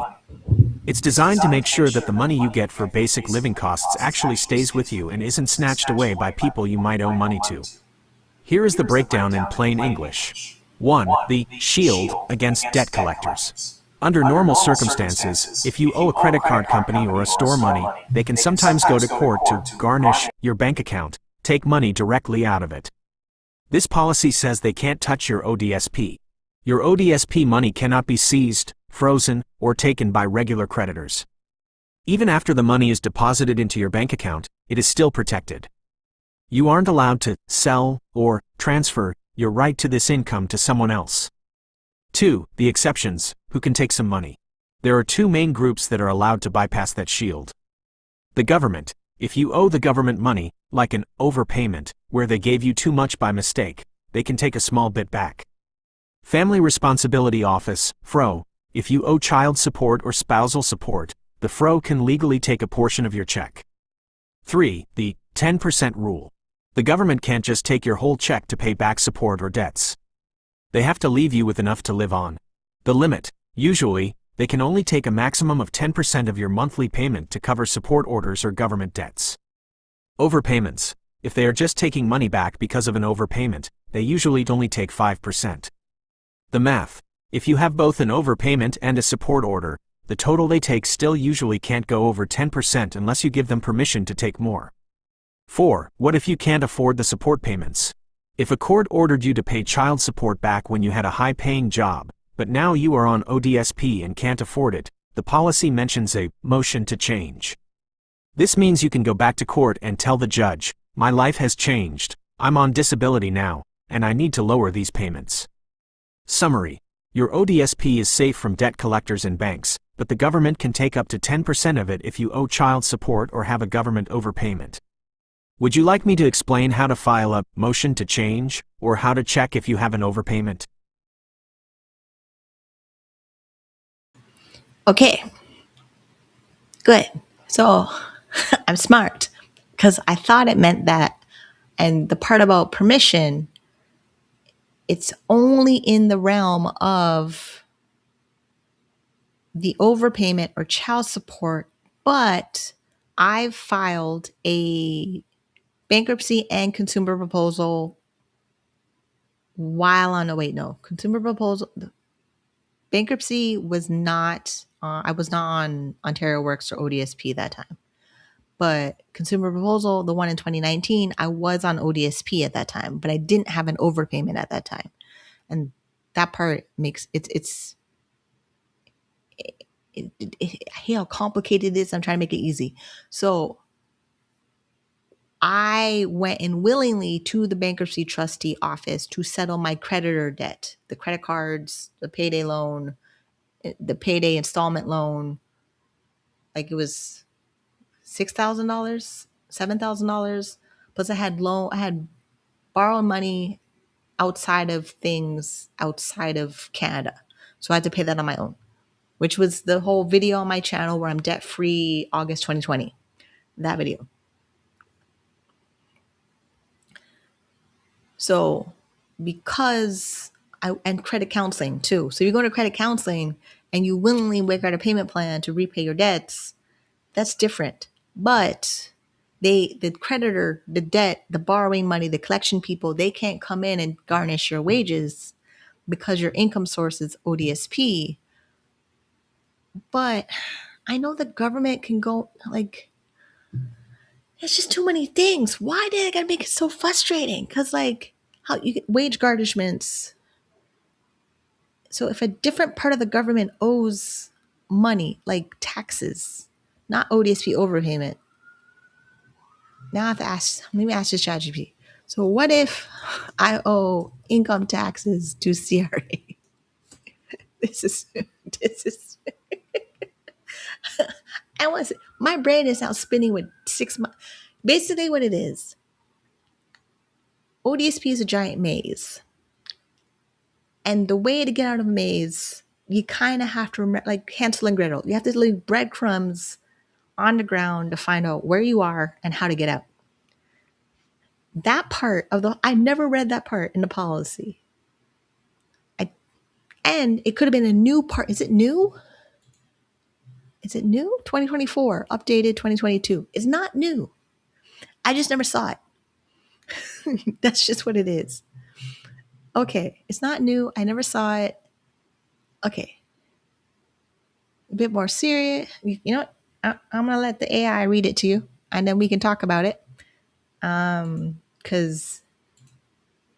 this is AI doing it. So I don't know if it's true. You probably have to talk to a lawyer. You probably have to talk to your caseworker.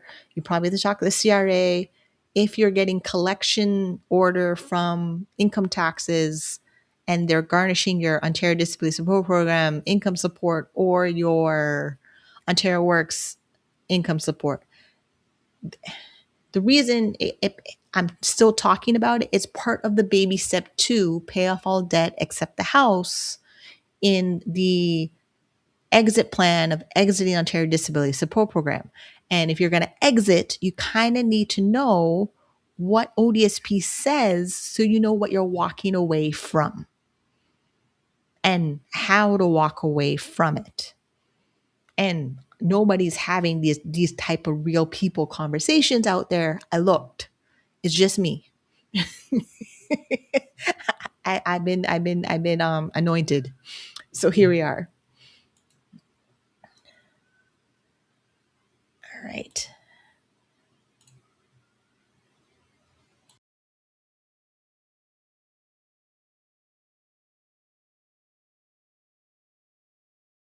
This is where things get a bit more serious, but there is still some protection for you. When you owe the CRA, Canada Revenue Agency, they have powers that regular debt collectors do not. However, they generally respect the same shield that other organizations have to follow when it comes to ODSP. Here is how it works if you owe income taxes. 1. Can they take my ODSP check directly? Generally, no. ODSP is provincial social assistance, and the CRA usually cannot garnish, take money from, your monthly ODSP payment at the source.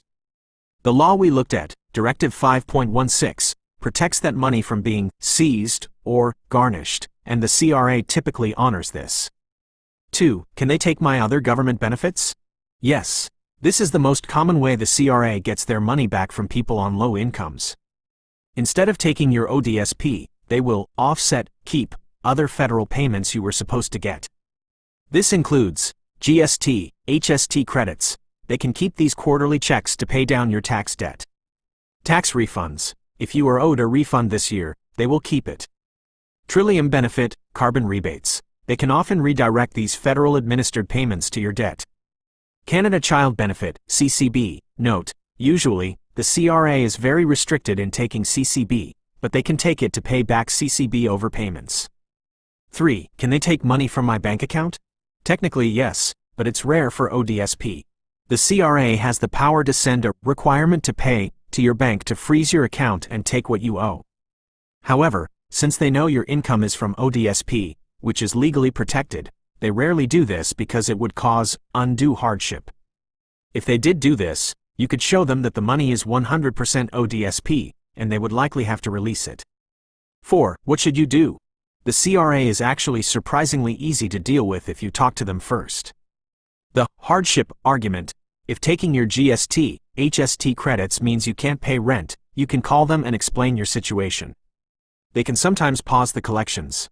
Taxpayer relief. You can apply for taxpayer relief to have the interest and penalties canceled if your disability or financial situation makes it impossible to pay. Summary.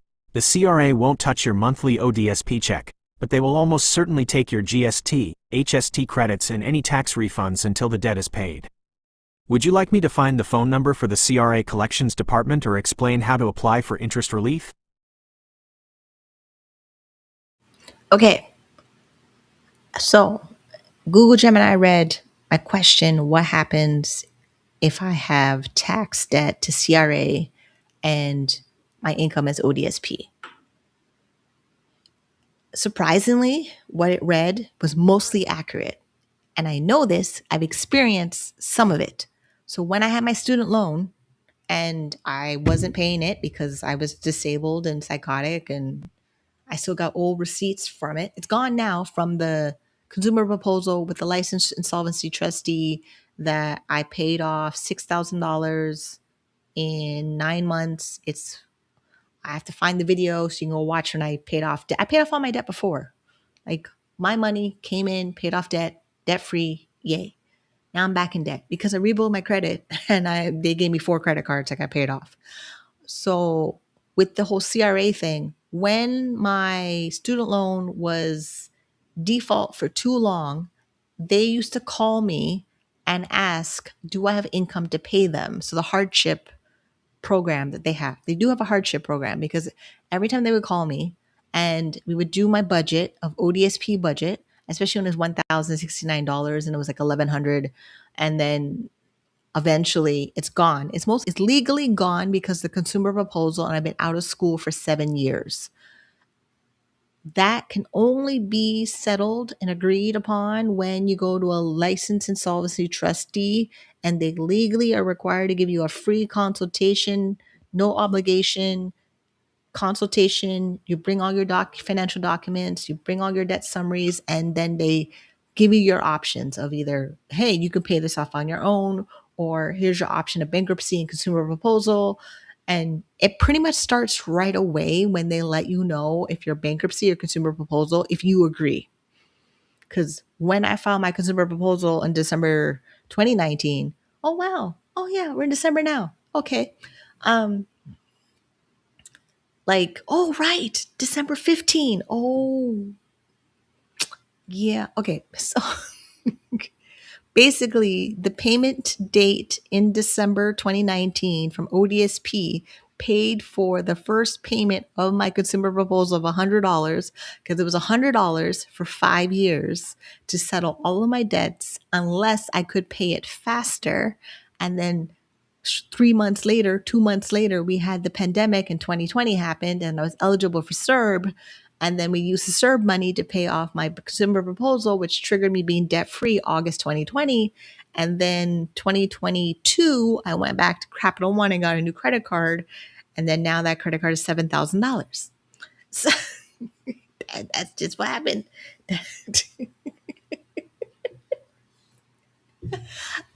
The main reason I'm laughing, people are scared of bankruptcy because it'll ruin your credit. I've done it more than once.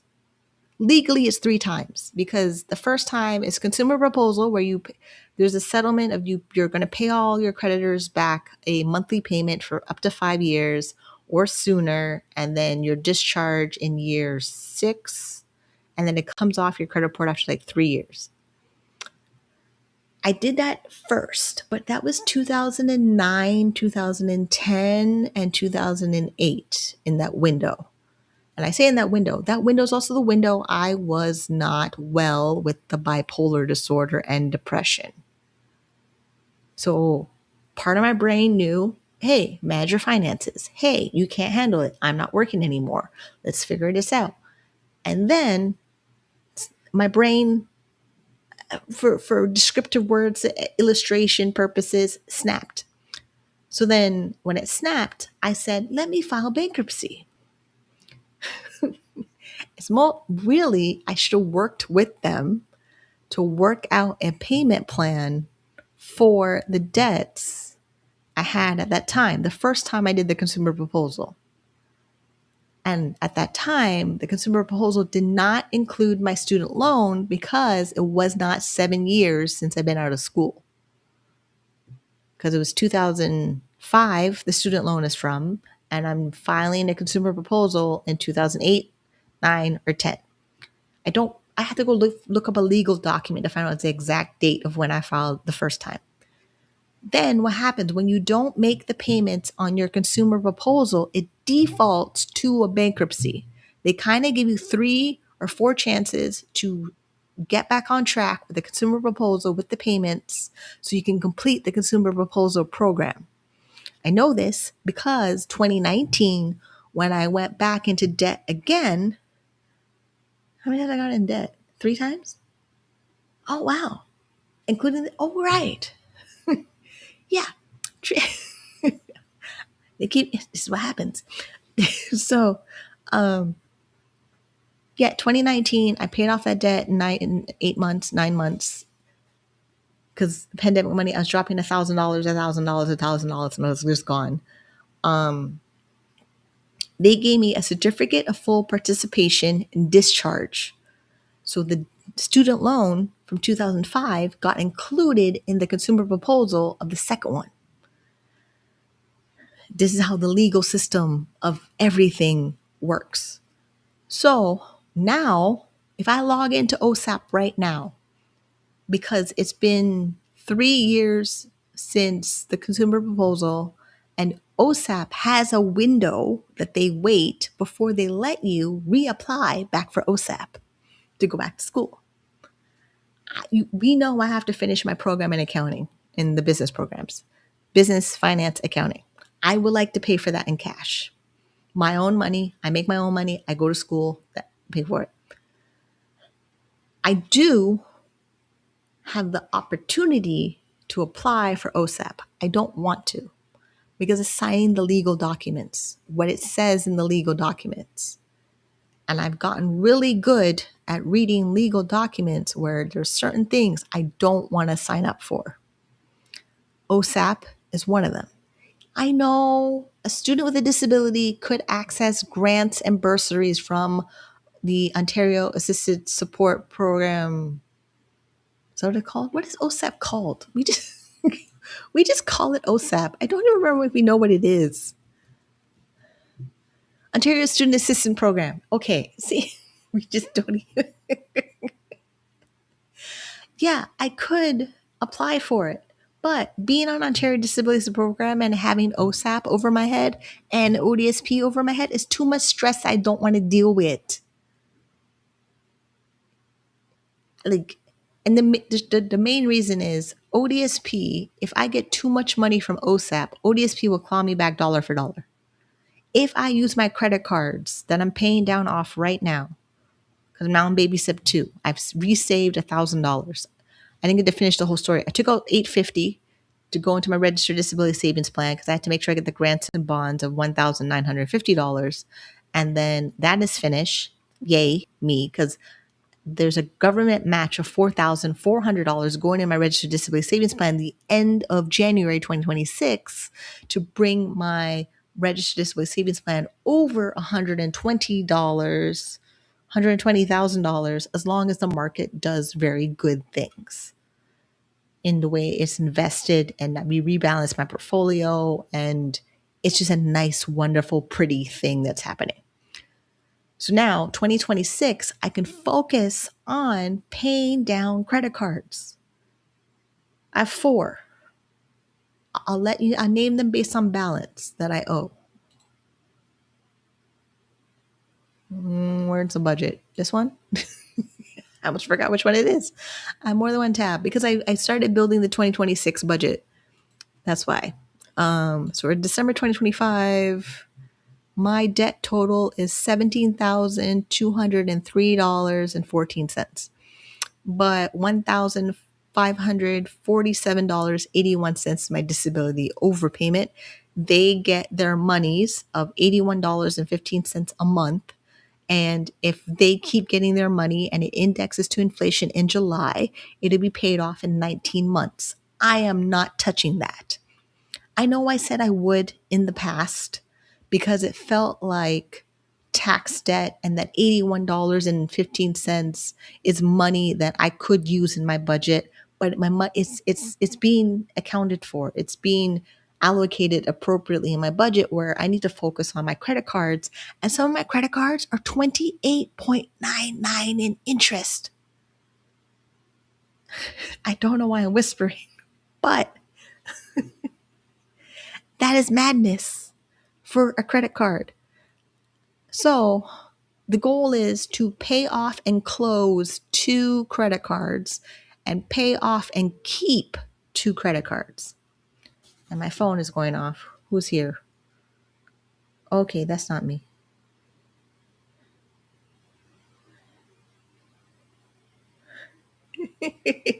I am still live right now. So my friend is live on her channel, and then I'm live over here. And no, I cannot watch your channel because I'm still live. So, okay, yeah, pay off 2 credit cards, keep 2 credit cards. Then, 2026, one of my companies does this big, huge resort travel for the company in November. I want to go and also lose my weight. Like, I'm not happy with what this is under here. Like, and I've accepted the terms of the job description I have, being in entertainment and being a webcam model and being in the body business. And it came out of inspiration out of listening to Chalene Johnson's podcast. She was talking about like why she left the fitness industry and how she's pressured to look thinner to be marketable in the fitness industry. It's similar to being a webcam model. Not thinner, but definitely aesthetically pleasing, that you're marketable so that customers spend money on you and companies want to use your image and likeness in the branding and marketing material to sell their products and services. Like Lovense, the adult toy company, or like DVD covers or magazine covers. Like, it's a visual business, and it's a visual business that's pleasing to the male gaze that has a particular pattern of making money. So 2026, pay off debt. Yes, but also to save to travel for the company trip. And I have to save to build my home gym in this area back over there. Spin bike, adjustable bench, dumbbells, a rower, and maybe the total gym, great flex, sliding bench, Pilates machine thingy. I probably can slide it under the bed and then slide it into the living room because I need my sexy body. The reggae song is in my head when I say that every single time. Great. I'm singing it in my head. Okay. When in doubt, look at the script. Right. we talked about benefits. We talked about baby step 2. We talked about income. Let me show you the calculator, the old one, because I made, actually this calculator is the one that's in the Ko-Fi Buy Me a Link store, of how we break down how do I earn my income while on ODSP and paying down debt. I just do it. But because I'm self-employed, it doesn't come out dollar for dollar. Like what I earn is not net income. So if I earn $5,000 in a month, and for this purposes, it's 5,000 Canadian dollars, because my business earns American money, it converts to Canadian money, and then I have to record the Canadian money to the ODSP office and the CRA. But CRA also wants the foreign exchange rate, and I think ODSP wants that too in treatment of income. I have to go back and look. Yeah, see, I hate remembering all of this stuff. And what's annoying about knowing all this information? It only works for somebody who's working on Ontario Disability Support Program to the point they want to exit off Ontario Disability Support Program. Right now, there's 10% of people who receive Ontario Disability Support Program who are working. Whether they want to be off of Ontario Disability Support Program, that's a whole different question. But literally now we know who I'm speaking to, the 10.3% of the population receiving Ontario Disability Support Program who are working. And I'm trying to show you the promised land of financial peace and independence, that if you keep at it and stay debt free and build up your savings and investments, and then your investments in the right appropriate accounts while you're on Ontario Disability Support Program, you can tell them to F off because you have too much money from supports. This is where we'll play another video, and I will probably close out a little bit, but here's how the spreadsheet works. Currently, I get $1,697.85 from ODSP. If I made, where is it? As approved expenses, 4,000. Here's five. If I made $5,000, 3,750 business expenses, approved business expenses based on the list of expenses. Some expenses for business that CRA recognizes, ODSP does not recognize. So it'd be considered income under ODSP, but not income under CRA. That part's going to be annoying. Then $1,250 is my net income. This is what gets chargeable income, is the $250. Then ODSP will take back $187.50. And then my next check would be $610.35. Is that including my overpayment?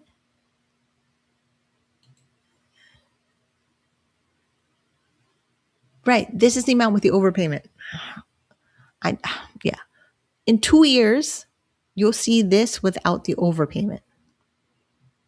Right now, this number is based on my overpayment. So based on my pay stub of ODSP, let's zoom in a little quick. Hold on one second. Today, we're diving into a really powerful blueprint for disabled entrepreneurs here in Canada. This isn't just about surviving on social assistance. It's a guide to actually building wealth and finding real financial freedom while on it. So let's get right into it. This quote from entrepreneur Camille Deandra Stewart it really hits home. It perfectly captures the heart of the problem we're talking about today. You know, that painful clash between your own drive to build something and a system that sometimes feels like it's designed to stop you in your tracks.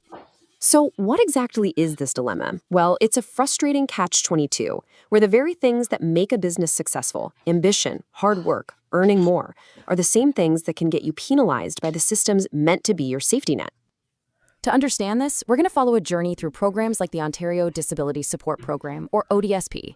Now, these programs are absolutely essential, but they come with really strict limits on your income and your assets, which, as you can imagine, creates massive roadblocks for any entrepreneur who's trying to grow. Now, to really get a sense of the stakes here, let's look at what it actually feels like to be caught in.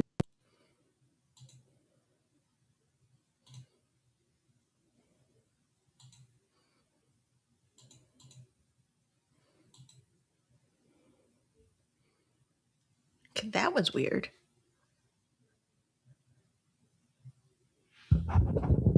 And I may or may not have muted the microphone, and I had to run and get water because throat's dry, side effect of medications. Okay. Why won't this one load? Okay, here we go. Like, okay, so back to sharing the screen.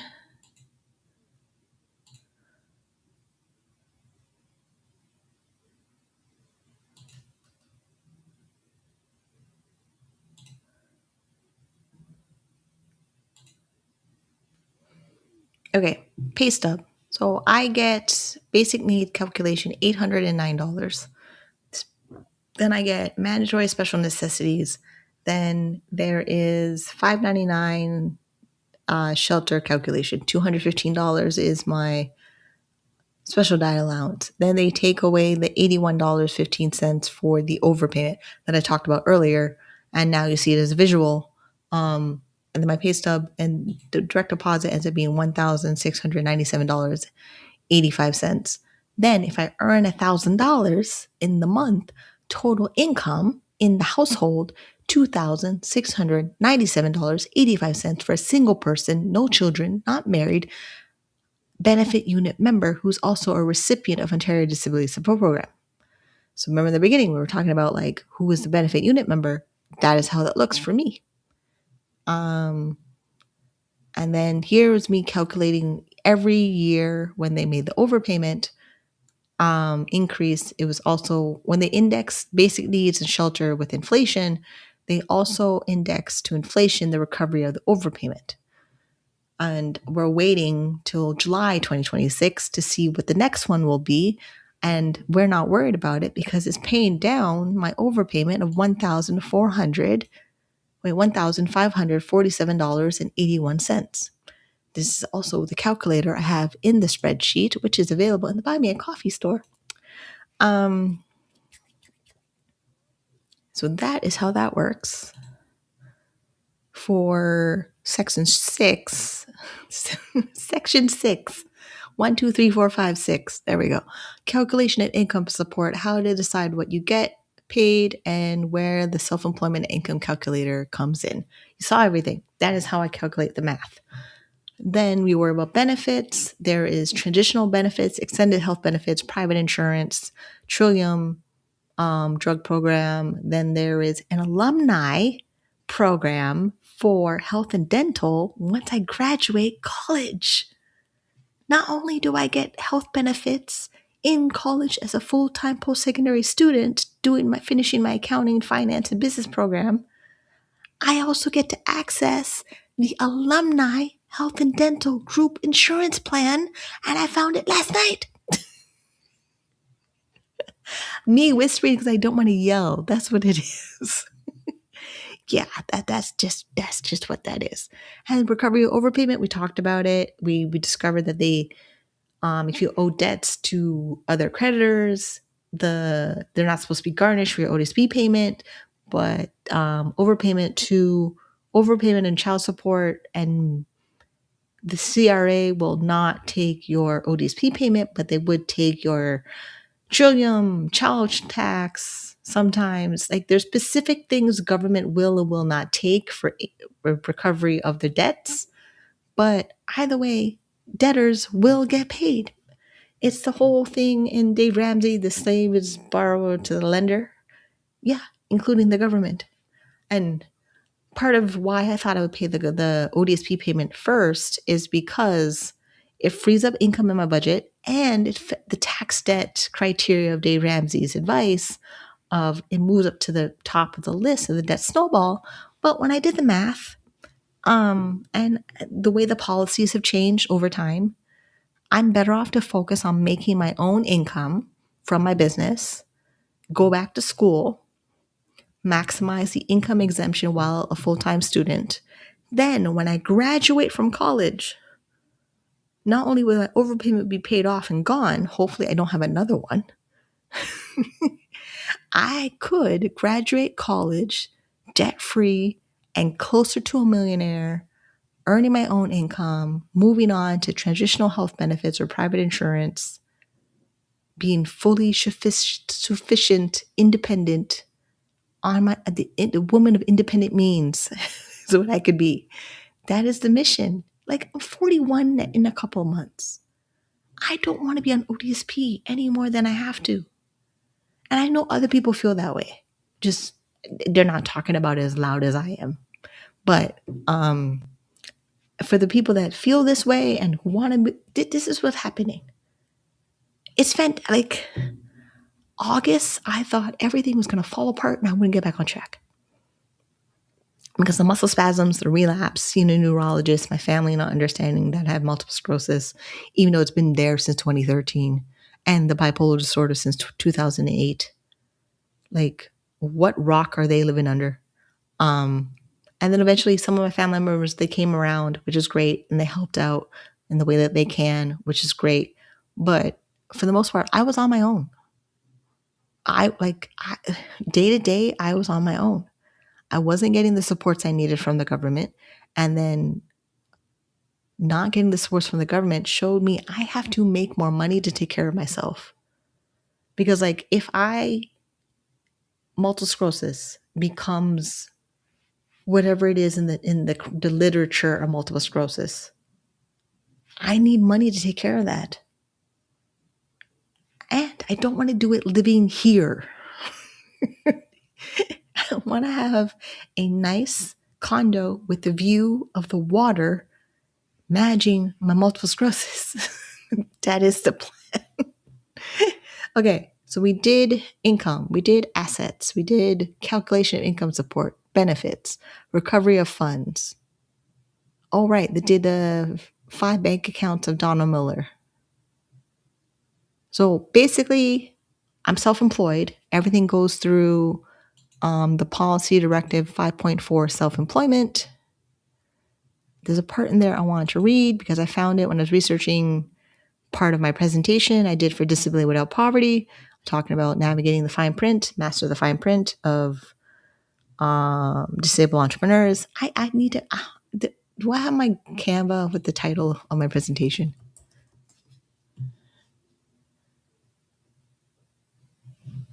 I named it Mastering the Fine Print, a blueprint for disabled entrepreneurs to build wealth and achieve financial sovereignty in Canada. And it's on the Disability Without Poverty YouTube channel. And I will post that in chat so people can go watch it.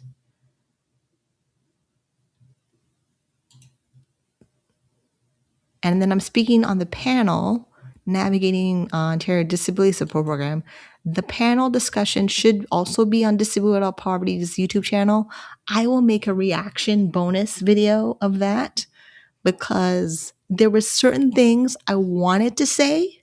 I couldn't say it because we didn't have enough time in the 1 hour panel discussion. Because of the fact that most of the content around Ontario Disability Support Program is how hard it is, how difficult it is, how frustrating it is, and mostly speaking from the people who cannot work on Ontario Disability Support Program. But there's 10% of people on ODSP who are working. Where do we get to say anything in the conversation?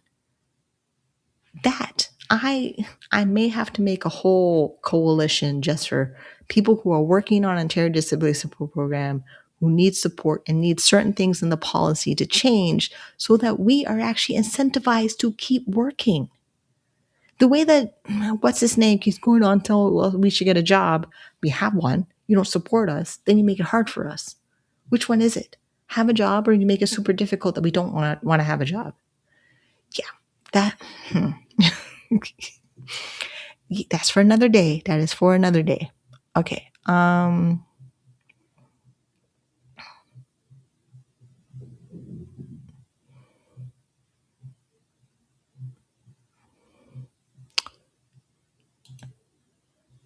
didn't lose my train of thought. I just had time to calm down a little because there's just, yeah. Okay. So Our most powerful wealth building tool is our income. Self-employment is the path to true autonomy under Section 5.4 self-employment. ODSP, you are the boss. You don't have to wait for an employer to give you permission or legal accommodations. The golden rule of reporting. You must report everything to Ontario Disability Support Program, not just your paychecks or your invoices or your PayPal account.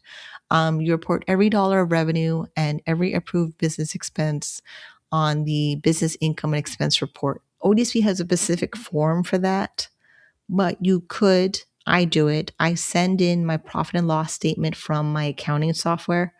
But recently, because I submitted a performer agreement of a company I work for on their platform, I uploaded that contract. So they know I'm an independent contractor and they know I have an agreement with this company. And I've been uploading the invoices that I send, bill them, and they pay me, and then I send it to ODSP.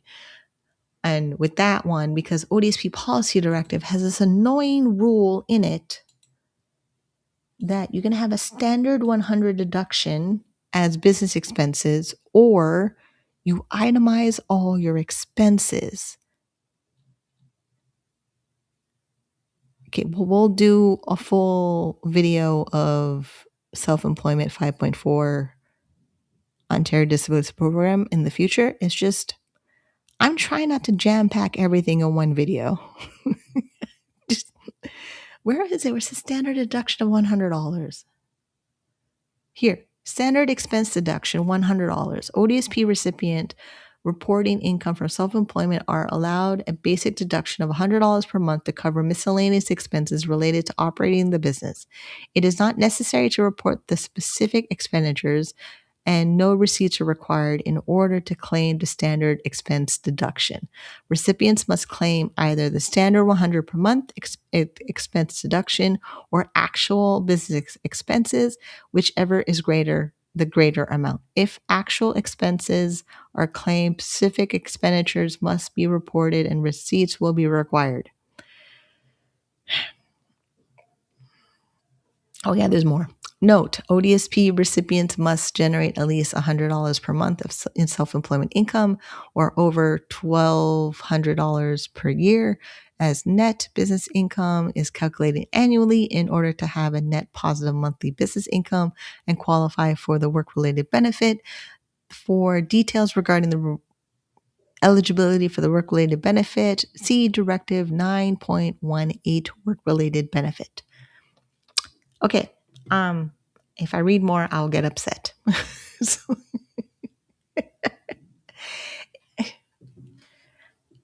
I'm really wondering how fast I can come off ODSP. Like, honestly, because part of, like, there was a lot of things I had to, like, get my house in order, financial health. So, like, while having multiple sclerosis relapse and dealing with family, like, there was a lot going on to the point where, like, okay, this has to get better. And now that I see where it's getting better, and today I don't think I did a budget video or a net worth update video today. I will do that as an uploaded video for January because I need to balance uploading videos to the channel and live streams to the channel. So that way, hopefully my uploaded videos are more planned out and less of me on a tangent in multiple topics. But it comes with the territory of having multiple disabilities. Yeah, like the older I get and the more I see ODSP is literally designed to keep you poor in every aspect of your life. Because, like, I've been on the journey since 2017. We're going into 2026. It's almost a decade of me going through this. Like, there's progress. Thank God there's progress. There's so much progress. But now I think I really need to go gazelle intense. When I was planning the episode today, and I used ChatGPT to help me with an outline, and a lot of times it gets it wrong. So I'm like, I don't want to say that. I've never say that. And then it had this thing of, where was it? Oh, and I have to go find what it actually said. And then you can see why I wanted to change what it said.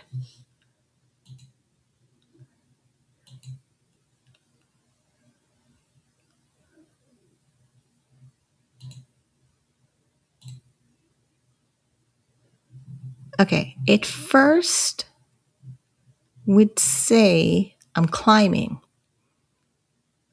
when no, I'm being gazelle intense for 2026. Where is the climbing word? It was just weird.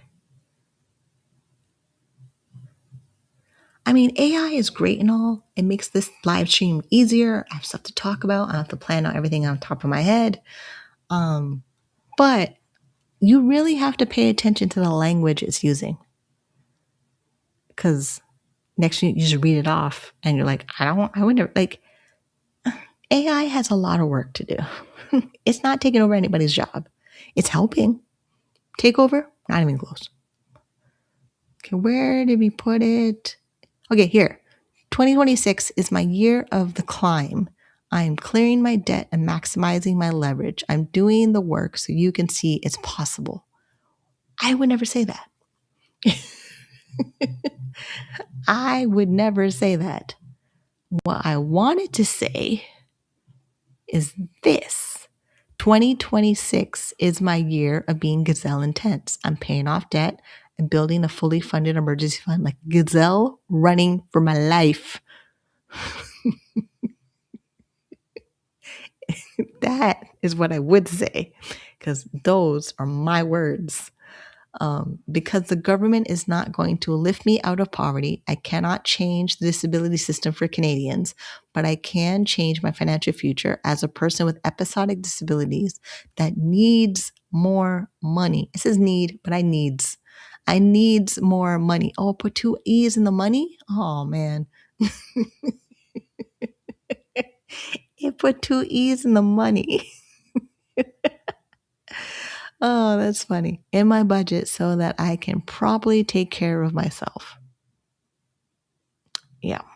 And then it goes into I'm doing the work so you can see it's possible, support the movement, disable wealthy. Programming like this is only made possible by the support of viewers like you. If you value this transparency and want to help me,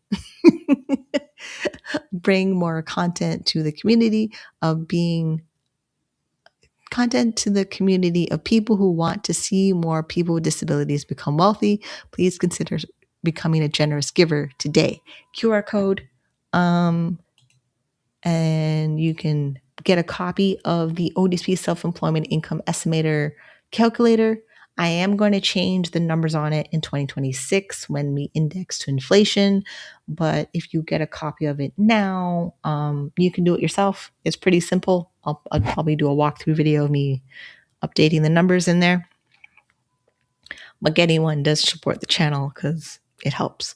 Because this technology does not run by itself. And my internet bill is $125.43 a month. So scanning the QR code on your screen, you'll be directed to my Buy Me a Coffee. That's my affiliate link for Restream. Right. This live stream is done by Restream. If you are interested in also becoming a content creator and live streaming with Restream, here is the QR code. It will take you to the affiliate link at no extra cost to you. If you get a monthly membership with Restream, you'll be able to make your own content and upload this environment without the logo in the corner. And I've been using it for a while. I really like it. So that is a testimony. That is the link to sign up as one of my people that's on my affiliate link, because you be cookie to me on that link. That's how affiliate links work. I should also do a video on affiliate marketing. And Ko-Fi. Ko-Fi is in the corner. But I have two Ko-Fi links. Do I want a second QR code? Because I Buy Me a Coffee. And then I have Ko-Fi. And then there's Gumroad. I need to work on my Gumroad because I want to build an online course. That way it makes this a little bit easier for people to understand and process. I think buy Minnie a coffee. What do you mean? All right, buy me a coffee. It wouldn't fit my whole name. It wouldn't fit my whole name. So here's buy me a coffee, and then there's Kofi. So, but I think I need to figure out how to put it in another spot. But oh yeah, and if you watch the live stream this long, and you have questions about Dave Ramsey baby steps, how do I incorporate it being a Canadian with a disability? How do I do them self-employed? Ooh, chat. Ooh. Oh, Guatemala. Oh. Were you here the whole time? Usually we have really good conversations. This is where I was wondering. I was wondering where you were.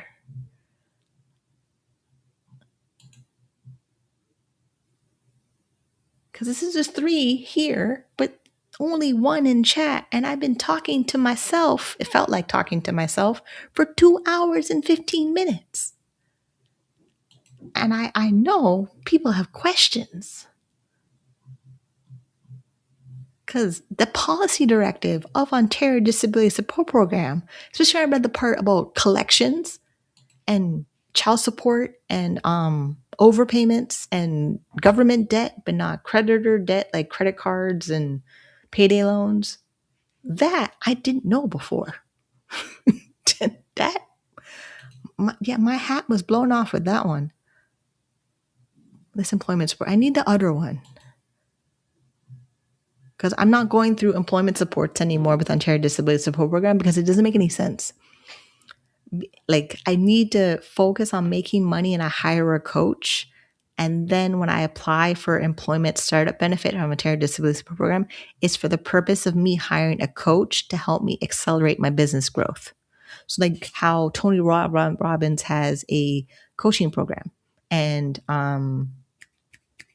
Bob Proctor has a coaching program and Ileana Van Zandt has a coaching program and Lisa Nicholas has a coaching program. I rather get an agreement for coaching from those people that I following their content for like my whole life. And then that agreement of me being coached by them and that contract of me paying for coaching will release the $500 from ODSP so I can use it towards coaching. I've tested out before in other programs are not an employment support program, Ontario Disability Support Program, and I've gotten it. I'm hoping that trend continues in the future. I also kind of needed to apply for my college application fee for the Ontario College because they charge $95, which is so annoying. Because there's a way of wording it to access funding for going to college that's not OSAP that ODSP says yes. Correct, the system is super confusing. Feel like they make it as complex as possible to overwhelm people. They do, but I'm not.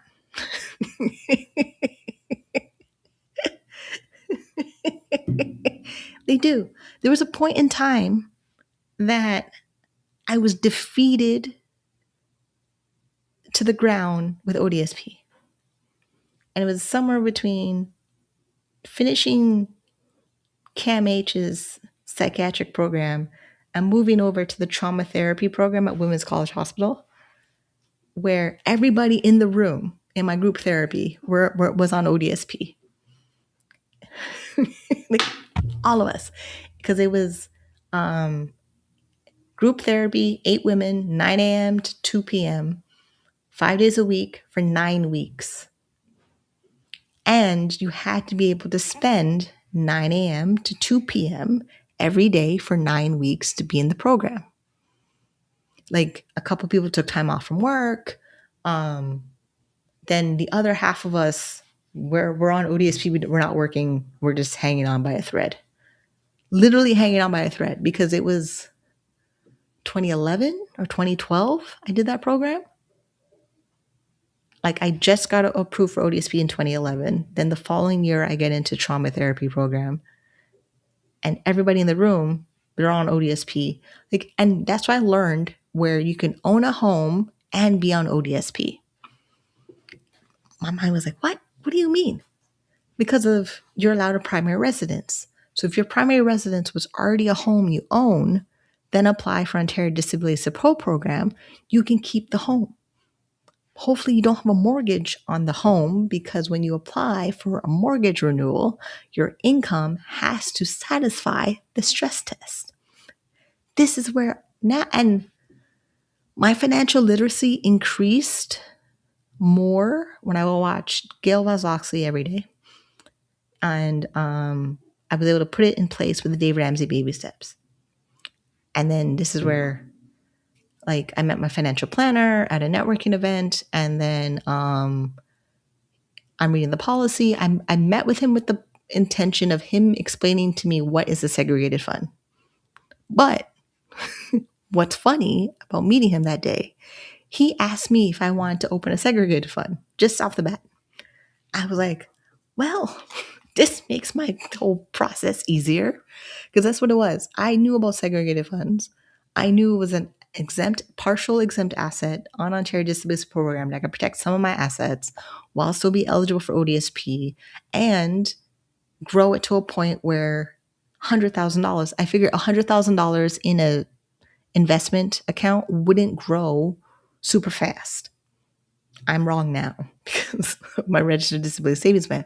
But the registered disability savings plan is 100% exempt, and there's an unlimited amount of number of money that could be in there. While the segregated funds, life insurance, section 4.8, they cap you at $100,000. So when it's $100,001, I'm no longer eligible for ODSP. And this is where I freaked out about health insurance.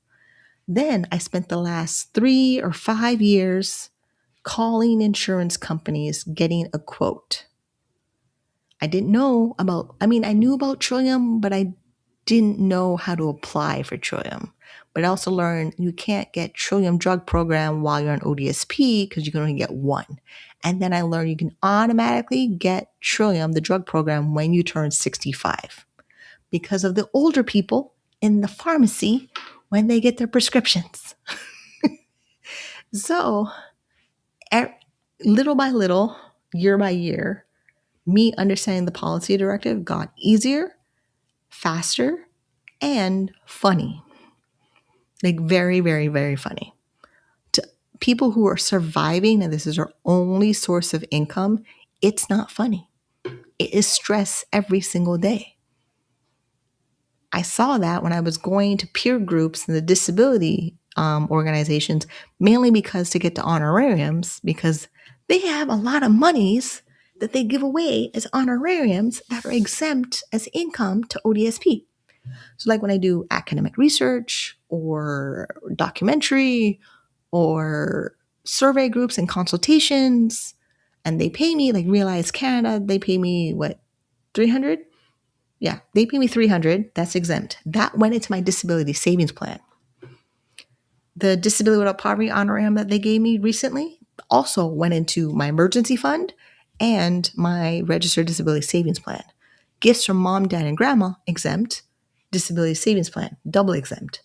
So I'm doubling up on the exemptions in the policy directive so that when it comes time to turn 65 and we review my portfolio with my financial planner, I can retire and not need OAS, GIS. There's no CPP disability for me because it's $30. We checked. And now I'm loud. I like to bet when I was whispering. So, CPP for me, I logged in there and it shows you how many years you contributed to it and what it estimates it'll be when you take it out at certain ages that you take it out. So if I take it out at 65, I could start receiving $1,119.95. But I have to take it at the right timing so it's not clawback dollar for dollar from ODSP. But then, oh, well, kind of depends what ODSP will be when I turn 65. So I don't want to find out. Do you want to? I don't want to find out. Then it says old age security pension is estimated to me for being $727.67. There's an old age security calculator on the government website. I found it at 5 o'clock in the morning.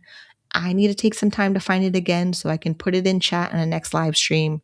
But you can actually get a solid estimate value of your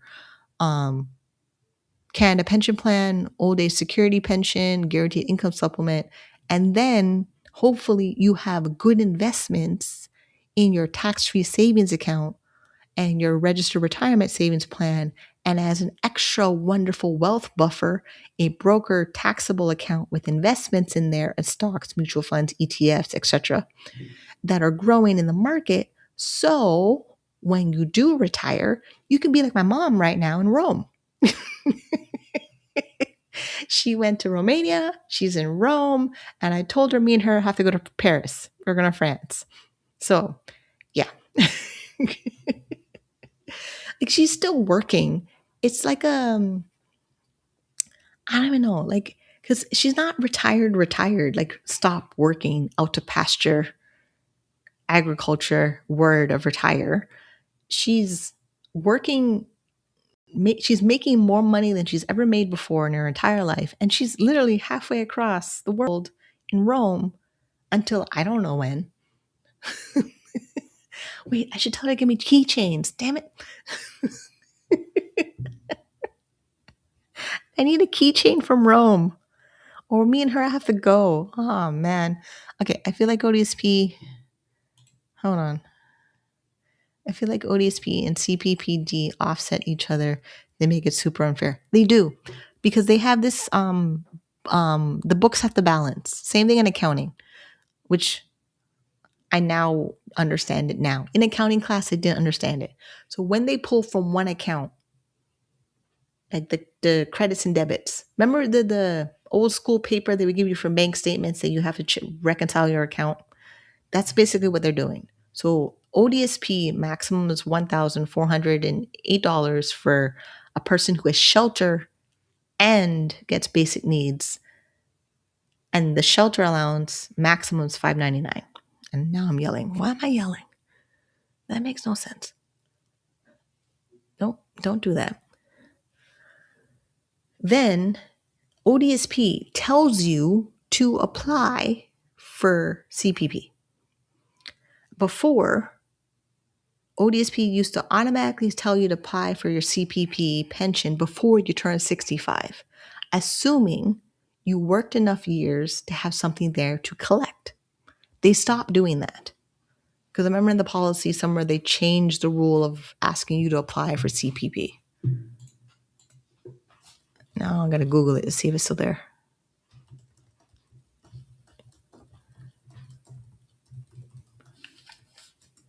Okay. Yeah, now it says no, ODSP can't force you to apply for a Canada pension plan before the age of 65, but they expect you to apply for any other income you're eligible for and waiting to apply for CPP retirement pension until 65 or later usually gives you more than starting it early, age 60 to 64, while on ODSP through getting it earlier can displace ODSP payments dollar for dollar.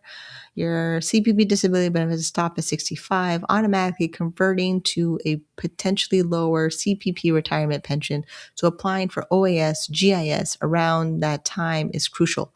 Main reason I know about this stuff, so John Stapleton, he has a website called Open Policy Ontario. He's a policy researcher. He worked in the government. I think he worked at ODSP offices. He made the research report called What Stops Us from Working. And then he has multiple webinars on how to retire on low income. I, during the pandemic, was on his webinar because I wanted to learn about it, because I wanted to learn about the whole CPP thing to future plan my future when I first found the Dave Ramsey baby steps. Like, I was trying to find ways to motivate me to stick to the baby steps, and this is one of them. So in the presentation, I don't think it's recorded, my microphone was not muted. As John Stapleton goes through the presentation, and he said something about how, like, OAS, GIS, and CPP, you had to have these certain, like, income criteria to qualify for each of them. And then if you had investments, it'd be claw back the OAS or the GIS. And I blurted out, no, really loud. I don't want to be poor.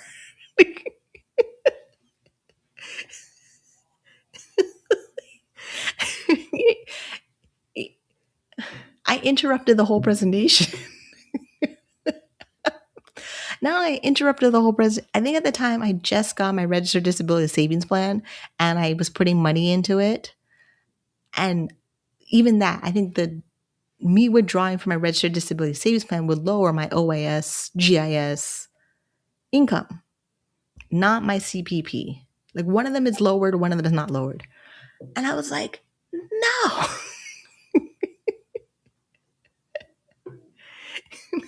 I cannot do it.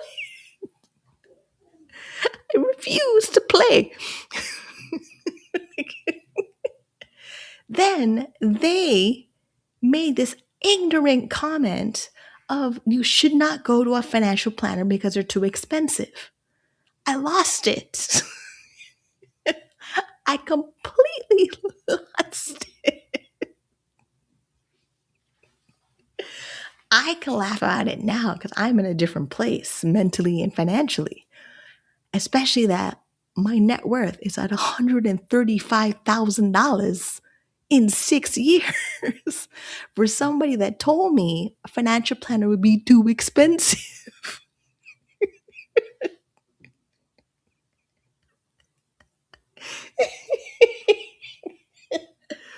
And this, I mean, I'm going to use race, but yes, John Stapleton is a white presenting man teaching people how to retire on low income because he's low income. Like, as if, this is why I start every episode, as if our fate is already written, as if poverty and disability is permanent, like a permanent destination. And it's not. And the sooner more people understand, you could be on ODSP. How long do you want to stay on it? Nobody's asking that question. Okay, your disability is, you're completely disabled, you're unable to work in any capacity for the rest of your life. Really? If someone is 18 to 65 and they have a mental disorder and they do nothing to get treatment and be rehabilitated, you know, that's a lot of energy being redirected in that environment. I know, I used to be there. They found me naked in the hallway. Like,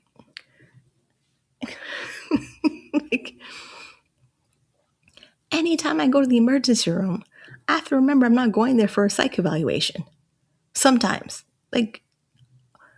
And then I finally found the notes, the medical notes of my visit to the emergency room when they found me naked in the hallway. I could find the blood work they did to me June 10, 2020. But I didn't know what that was for years. The reason I found it now, because the new hospital I went to for the emergency room visit, they had me sign up on the My Chart thing. Then it had everything from 2014 in there that I've done. And every time I do blood work, it shows up in there, which means I don't have to pay $9 and something cents at Dynacare Lab to get my blood work. The results, it's free. Yay. So,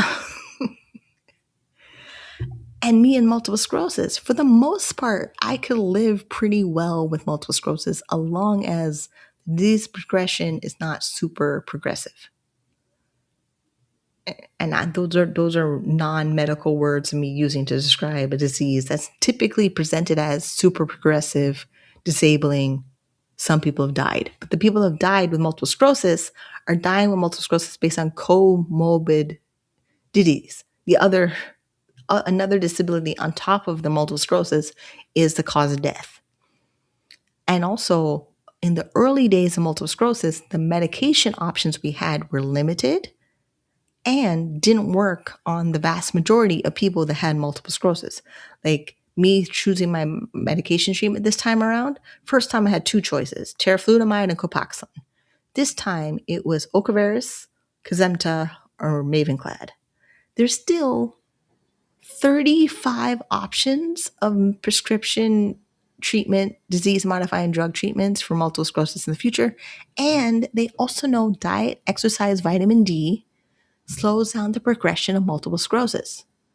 So I'm not 20 anymore, and I'm not 30 anymore. I'm going to have to exercise to repopulate the myelin in my body to redirect neuroplasticity to reverse or slow down the progression of multiple sclerosis.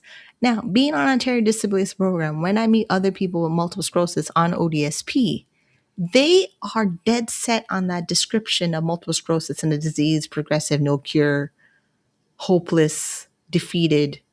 I'm on ODSP. I can't do anything because I have multiple sclerosis identity. I don't live there. I don't think I ever did with multiple sclerosis.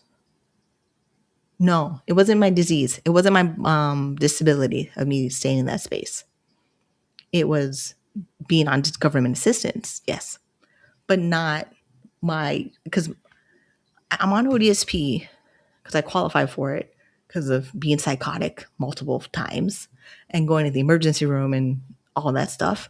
There's enough psych evaluation and doctor's notes of why I have all of my disability benefit access. They're not based on my words. They're based on my doctors. Because my words could be delusional.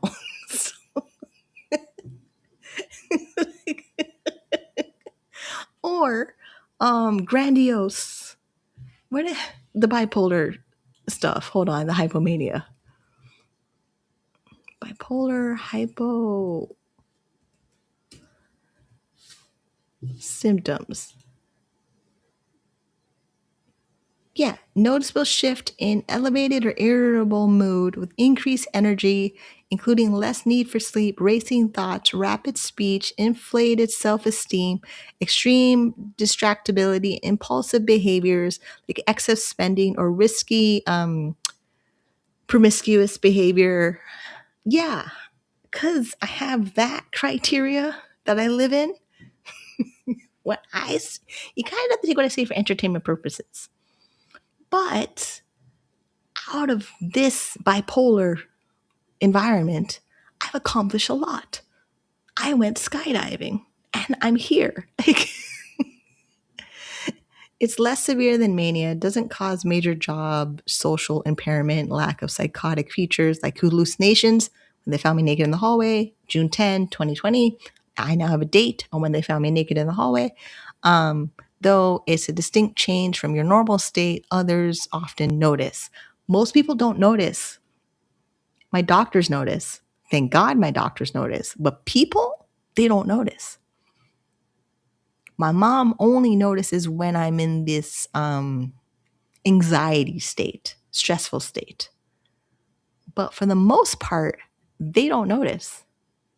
Like when I'm not eating, not sleeping, like nobody's calling me, asking me if I ate today or when did I go to bed, unless my doctor asks, how's your sleep? When do you go to bed? Like I typically go to bed almost like when I go to bed yesterday, 3 in the morning, but I wake up at 7. It's also because I can't sleep after 7. And I definitely cannot sleep with the CPAP machine blowing air in my face because it gives me a boost of energy and racing thoughts. So how am I supposed to and it's not the medication. This is the beauty of the medication I'm on. It works really, really well compared to what it was doing, who I was before I went on the medication. That is, and yes, I have to pay attention to it. I have to go to my therapist. I have to check in with the doctor. If I can't get a therapist, I have to go into CAMH's urgent care program, if they have space for me in their urgent care program. If they don't have space for me in their urgent care program, I am literally on my own and hope I make it out alive. That is hope and prayers. A lot of hope and prayers.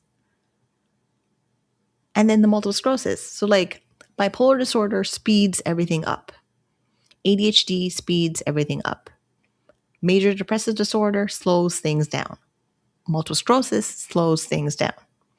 So if I'm in between bipolar and recovery remission of multiple sclerosis, things speed up.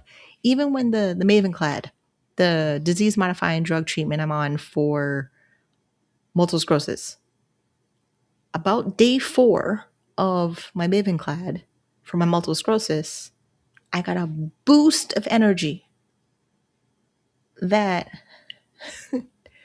was used very wisely, but I knew something was different. But not to the point that it triggers the major symptoms of the bipolar disorder. Because the doctors are seeing me once a month at minimum, and they get my blood work every month at minimum. If I don't do those things, somebody is going to give me a phone call, and it's not my mother. The level. And medically, I write everything down in my book.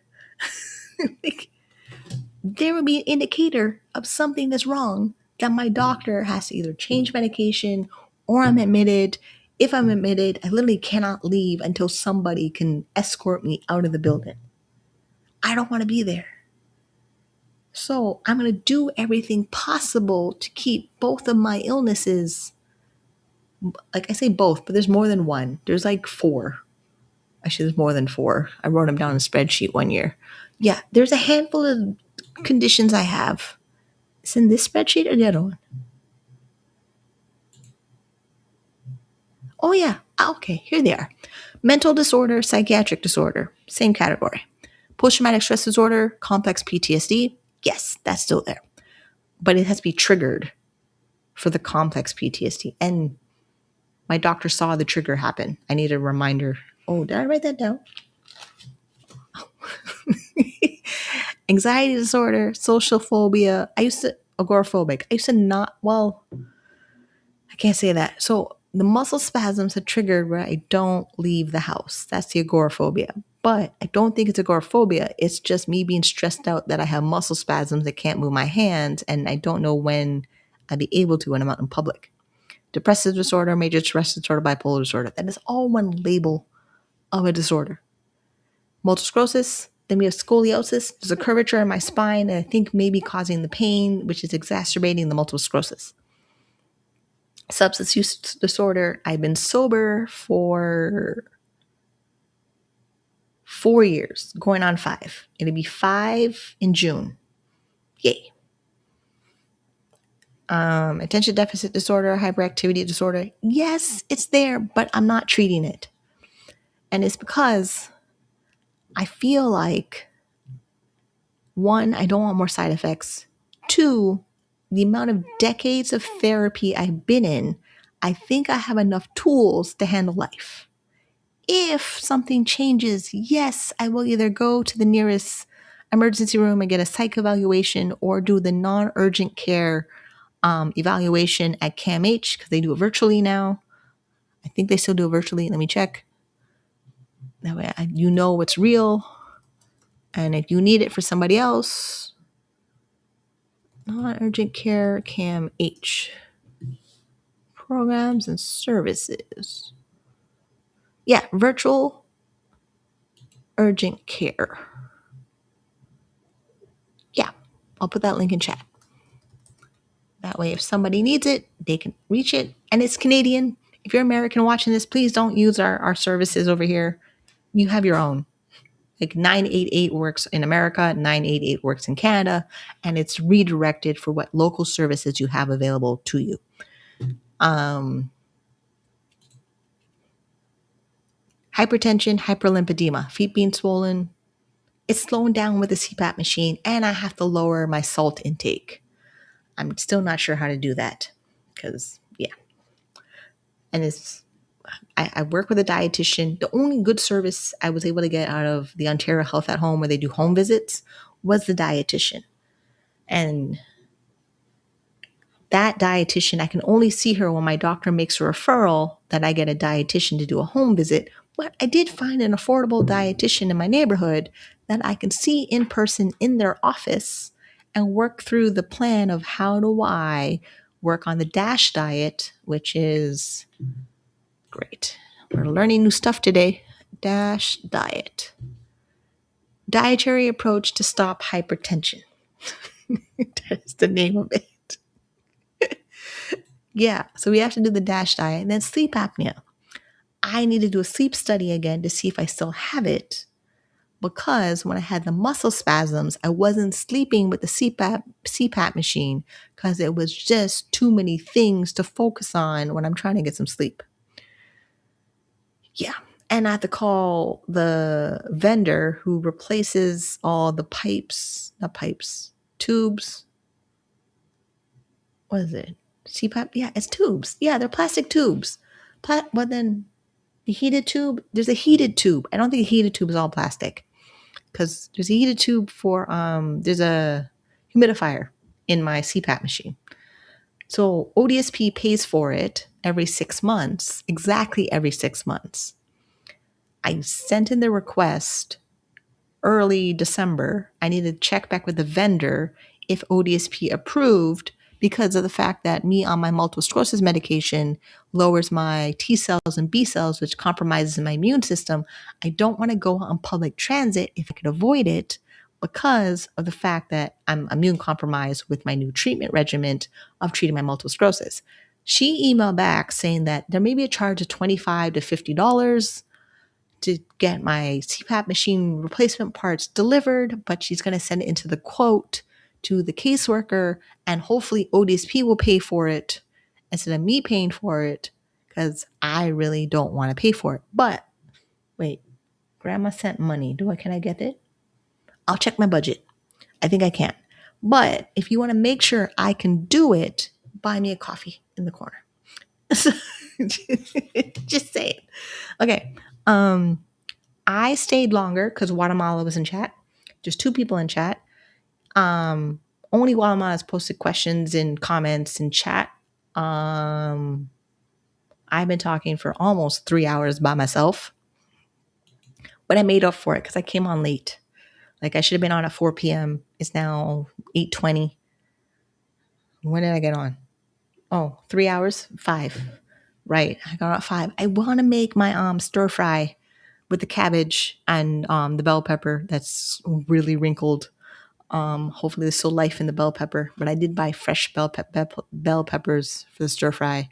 The cabbage stir fry thing that I have on my Instagram in the 5 containers. I like it because it got bok choy and stuff in it, and broccoli. This is me trying to have more vegetables. And then the dietitian said that most of your salt intake, the high salt intake, is in processed foods. So I'm trying to limit what items those will be. And then I cook more of my own food. And then there's this whole thing of Lego meal planning. I'm going to have to learn to do that to practice more of this DASH diet so I can have more of the vegetable, fruits, lean protein, low fat dairy. But isn't skim milk low fat? Paying for your own medical results is one of the biggest scams. Like, I have to pay to see if I'm okay. Yeah, that's pretty much what it is. So my Pocket Health is $49 a year. My Pocket Health does all the ultrasounds, x-rays, CT, MRI, all in one spot. Some of them I could see, but if I want an explanation of what I'm looking at, they're making me pay $49 a year. But I figure I probably have to ask Fit Finance IQ, Camille over there, if I can make it a business expense, because it's a medical thing. It's literally charging me for my medical records that I need. But if I can make it an expense on my tax return, I'll probably do it. Because like I wouldn't. I'm hoping, because you can write off medical expenses as a person who's not self-employed. Then you can write off medical expenses as part of your business. There's lucky this is the one part of the tax code that the government lets you do it. And now I need to text her that before I forget.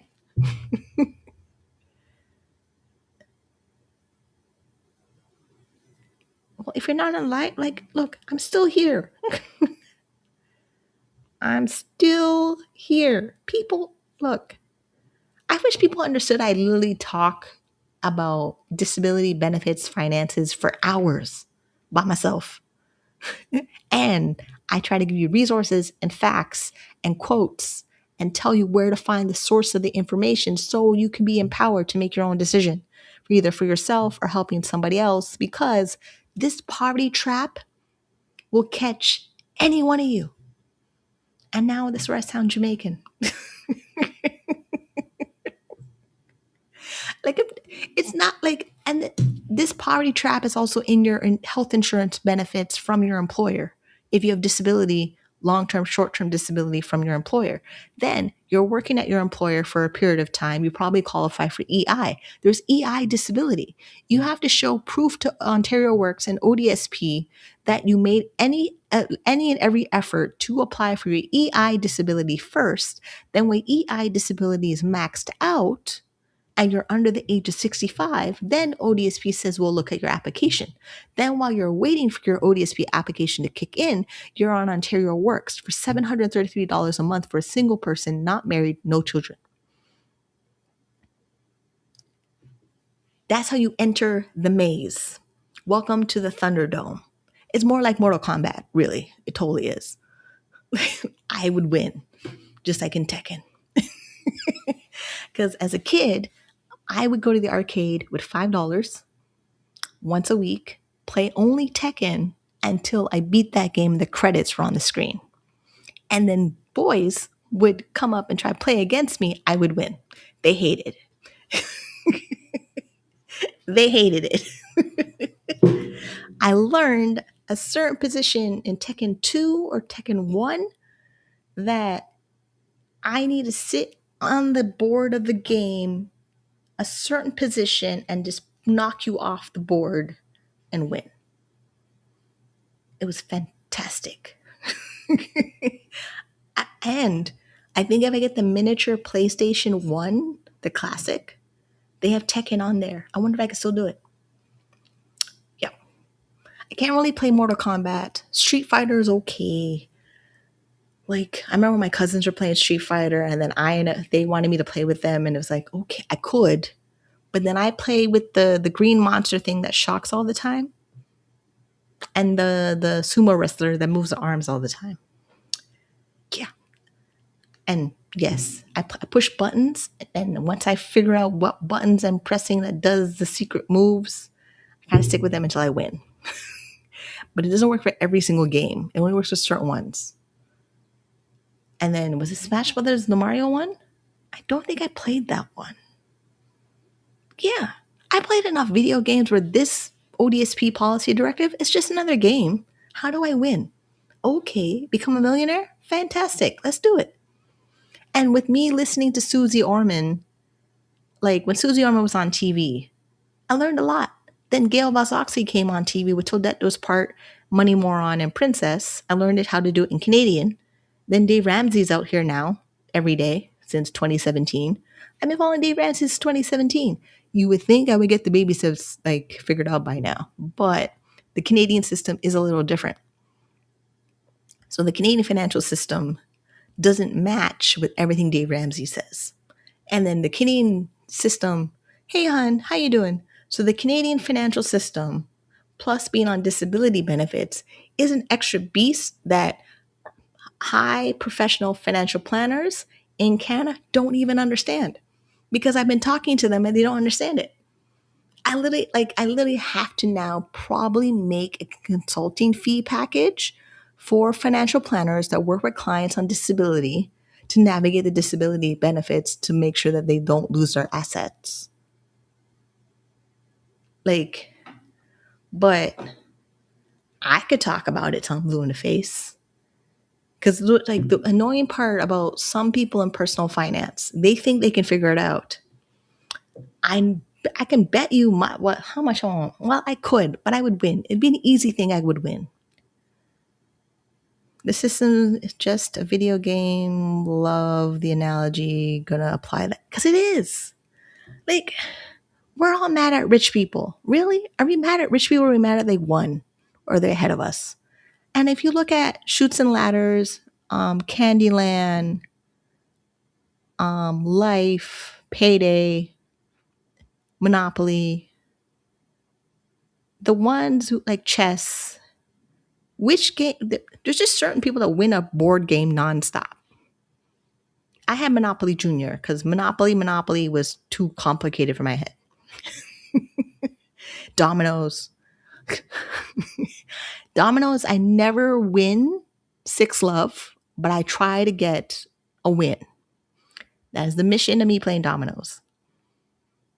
Like, I try to get something on the board where you think I could win if I put more effort in. That is all. That is how I play dominoes. Trying to think what else is there. Yeah, Greek mythology, video games, puzzles. It's also because I like puzzles. The 5,000 piece puzzles, the 10,000 piece puzzles. Yeah. ODSP is just another puzzle. And I like once I knew the picture on the box. So the picture on the box is Dave Ramsey baby steps. That's the picture on the box. The pieces of the puzzle are Ontario Disability Support Program, which is need income support because they keep changing everything. The pieces of the puzzle are this.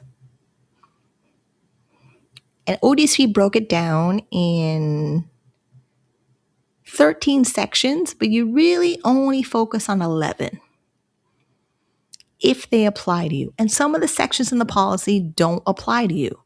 Like hearing aids, those are still good. I don't need that. Guide dog, I'm okay with that. Assistive devices, that's what they pay for my CPAP machine. Heating costs, yes, when I was in arrears, they paid for it.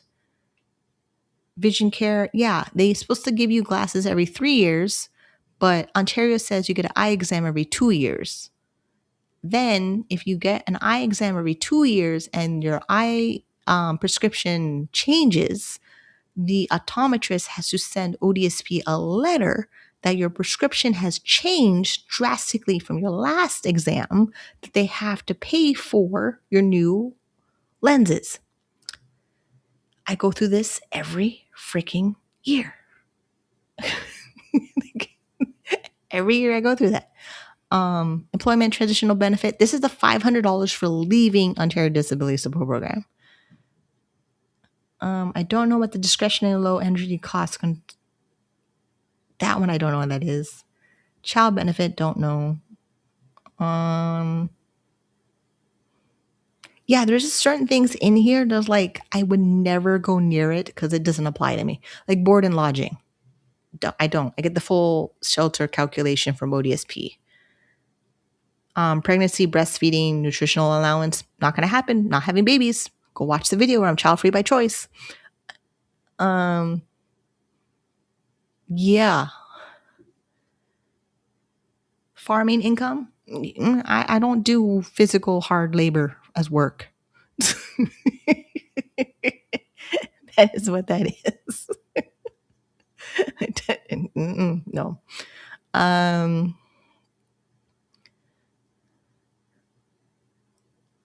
I'm looking at it like if I see like motor vehicle, I would like to get a car. I would. Real estate, second property, and prove it to ODSP why I have a second property. This one confuses me so much.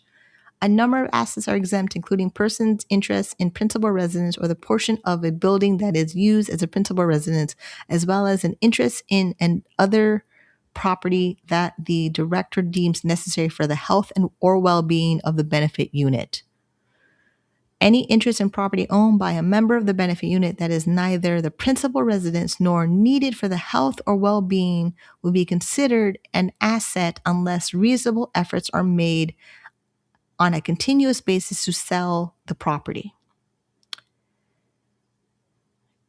Now, you could have 2 properties on Ontario Disability Support Program. That's what it says. But your second one has to be for the health or well-being of the benefit unit member.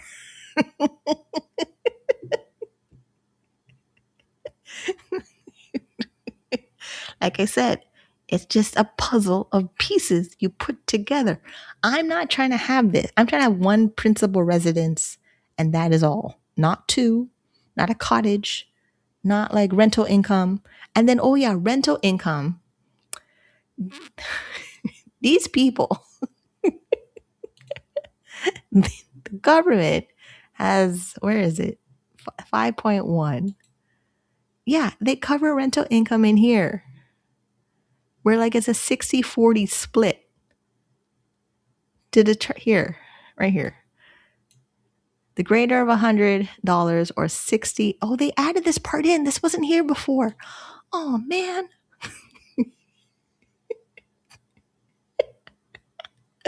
Okay. 60% of gross income for renting self-contained quarters, land, or a garage. Garage? No.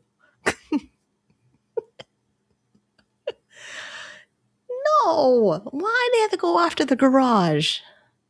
Anyhow, they put storage lockers in here. It's over. That's it. I'm out.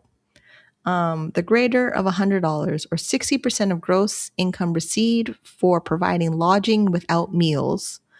The greater of 100 or 40% of gross income received for providing lodging with meals. They cover everything in here. And I remember telling this to my financial planner of like, oh, my mom is going to give me money.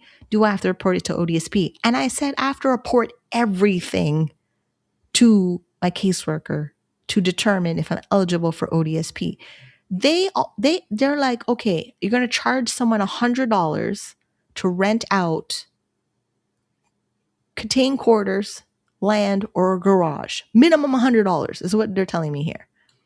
Greater of $100. Without meals, 60%. Yeah, man, they went after the garage to make a video game. Yes. I don't. And then above it is interest or dividend payments earned from the capital of a trust that are not otherwise exempt. See section dividends earned. Dividends earned from a life insurance policy that are not otherwise exempt. See section dividend earned. Great. I hate these people. Why? See, now it's the choose your own adventure books. Here we go. Dividends earned. Where we are. Is it here? Pension, employment insurance, OAS, Indigenous. You know what? I just need to look. Dividends earned. Earned? Nope. Oh, come on. There we go. Here's dividend earned. Dividends can be earned at various time intervals, e.g., quarterly or annually. The recipient must be advised to report dividends when earned. Dividends reinvested in a life insurance policy are exempt as income, provided the cash surrender value of the policy does not exceed $100,000. Dividends reinvested once the $100,000 limit is reached are charged as income. See, that's why I was telling you if I had $100,001, ODSP would charge as income. Right now, we're going to be putting money in my tax-free savings account and my first home savings account, and they're opened at life insurance companies that invest them as segregated funds. Segregated funds are similar to mutual funds, except segregated funds have a guaranteed protection on the investments, minus 75%. And I will have to make a whole nother video just on those things. Dividends paid that are used for the approved disability-related items or services or disability-related education or training will not be otherwise reimbursed are also exempt from income. In addition, a $10,000 income exemption for any purposes in any 12-month period also applies to dividends from insurance and interest from a trust. Oh, I mean, see, this is where Wayne from WFG, because he's a financial advisor, he would be able to really, really maximize this. This part of the policy, Wayne Harris would totally be in love with this part of the policy for helping people on Ontario Disability Support Program, because he's licensed to open life insurance products, then do his homework to find one that pays dividend income so that you can either pay out dividend income to the person with a disability on ODSP under $10,000 in a 12-month period. And is this exempt, not exempt? Which one is it? Also exempt from income. Yeah, this part right here. That's the one up. That's the Mario one up right there. That is totally the one Mario one up. Yeah. Yeah. Me playing Super Mario, I've never saved the princess. I get bored. I have no interest in saving the princess. Super Mario World 1, I got to the browser castle. I will not, I have no interest in finishing that part. Yeah. And then Super Mario 3, I got all the flutes. I got to World 8, but because of my screen making the black sky too dark, I can't see anything. So I'm not going to finish it. Super Mario 2, I never really finished that one. And Super Mario 1, I never finished that one either. Diddy Kong Racing, yeah, almost. Then I get bored. Something about Super Mario. I mean, like, we go in with effort that we're going to beat the game and finish it. But the Super Mario is actually harder than it looks. It actually, wait, Donkey Kong? Did I finish? Nope, Donkey Kong I did not finish. Tetris? Yes. Dr. Mario? Yes. Yoshi Cookies? Yes. Okay. So there's this is I had a really balanced childhood, as you could tell, of video games all day, read a policy directive and explain it in English. Because I got yelled at, did you do your homework? So here we are. Dividends generated from a life insurance policy or from a capital of an inheritance trust that are not reinvested, not used to purchase approved disability-related items, services, or not claimed under the $10,000 exemption for any purposes will be treated as income in the month received. This is the part I see people on ODSP Reddit freaking out. Like they're some of them are investing in their tax-free savings accounts, but their tax-free savings accounts are not in life insurance products to open as segregated funds. They open those regular tax-free savings accounts, then it falls under the $40,000 asset limit as a single person, not married, no children. Then they get dividend income from their normal, traditional tax-free savings account, and then it becomes income in the month received, chargeable income, and if it's over $1,000, it's going to lower their income support. Now, my friend, she works at Amazon. Amazon gives her a lot of stock options and cashes out her stocks.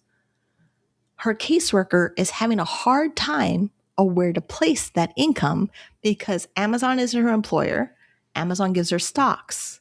Where do we put her Amazon income? Now, it's a possibility. Oh, I need to tell her to use it for an approved disability-related expense to get it exempt. But then they'll probably will charge us income in the month received. All these boogers. See? I solved the word problem.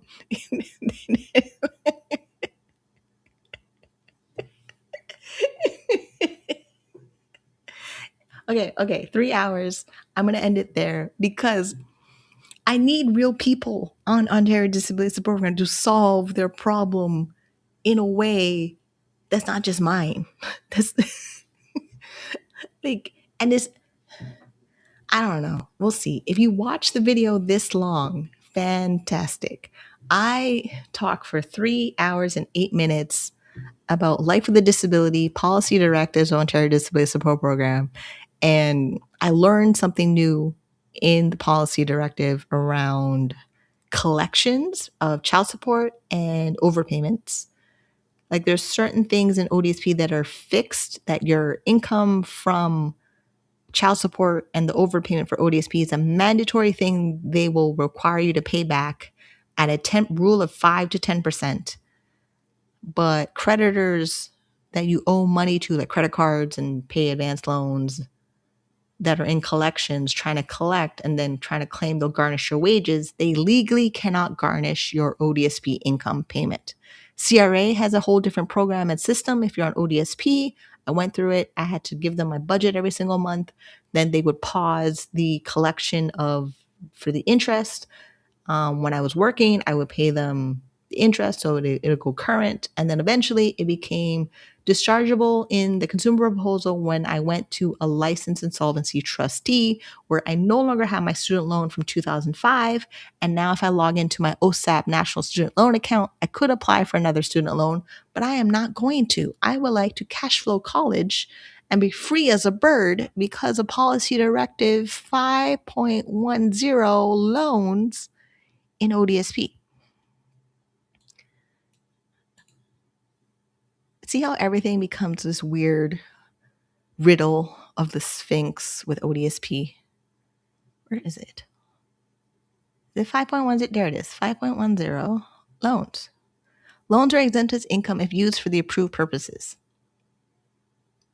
This is why I have 4 credit cards and I have to pay down 2 credit cards and close them and keep 2 credit cards.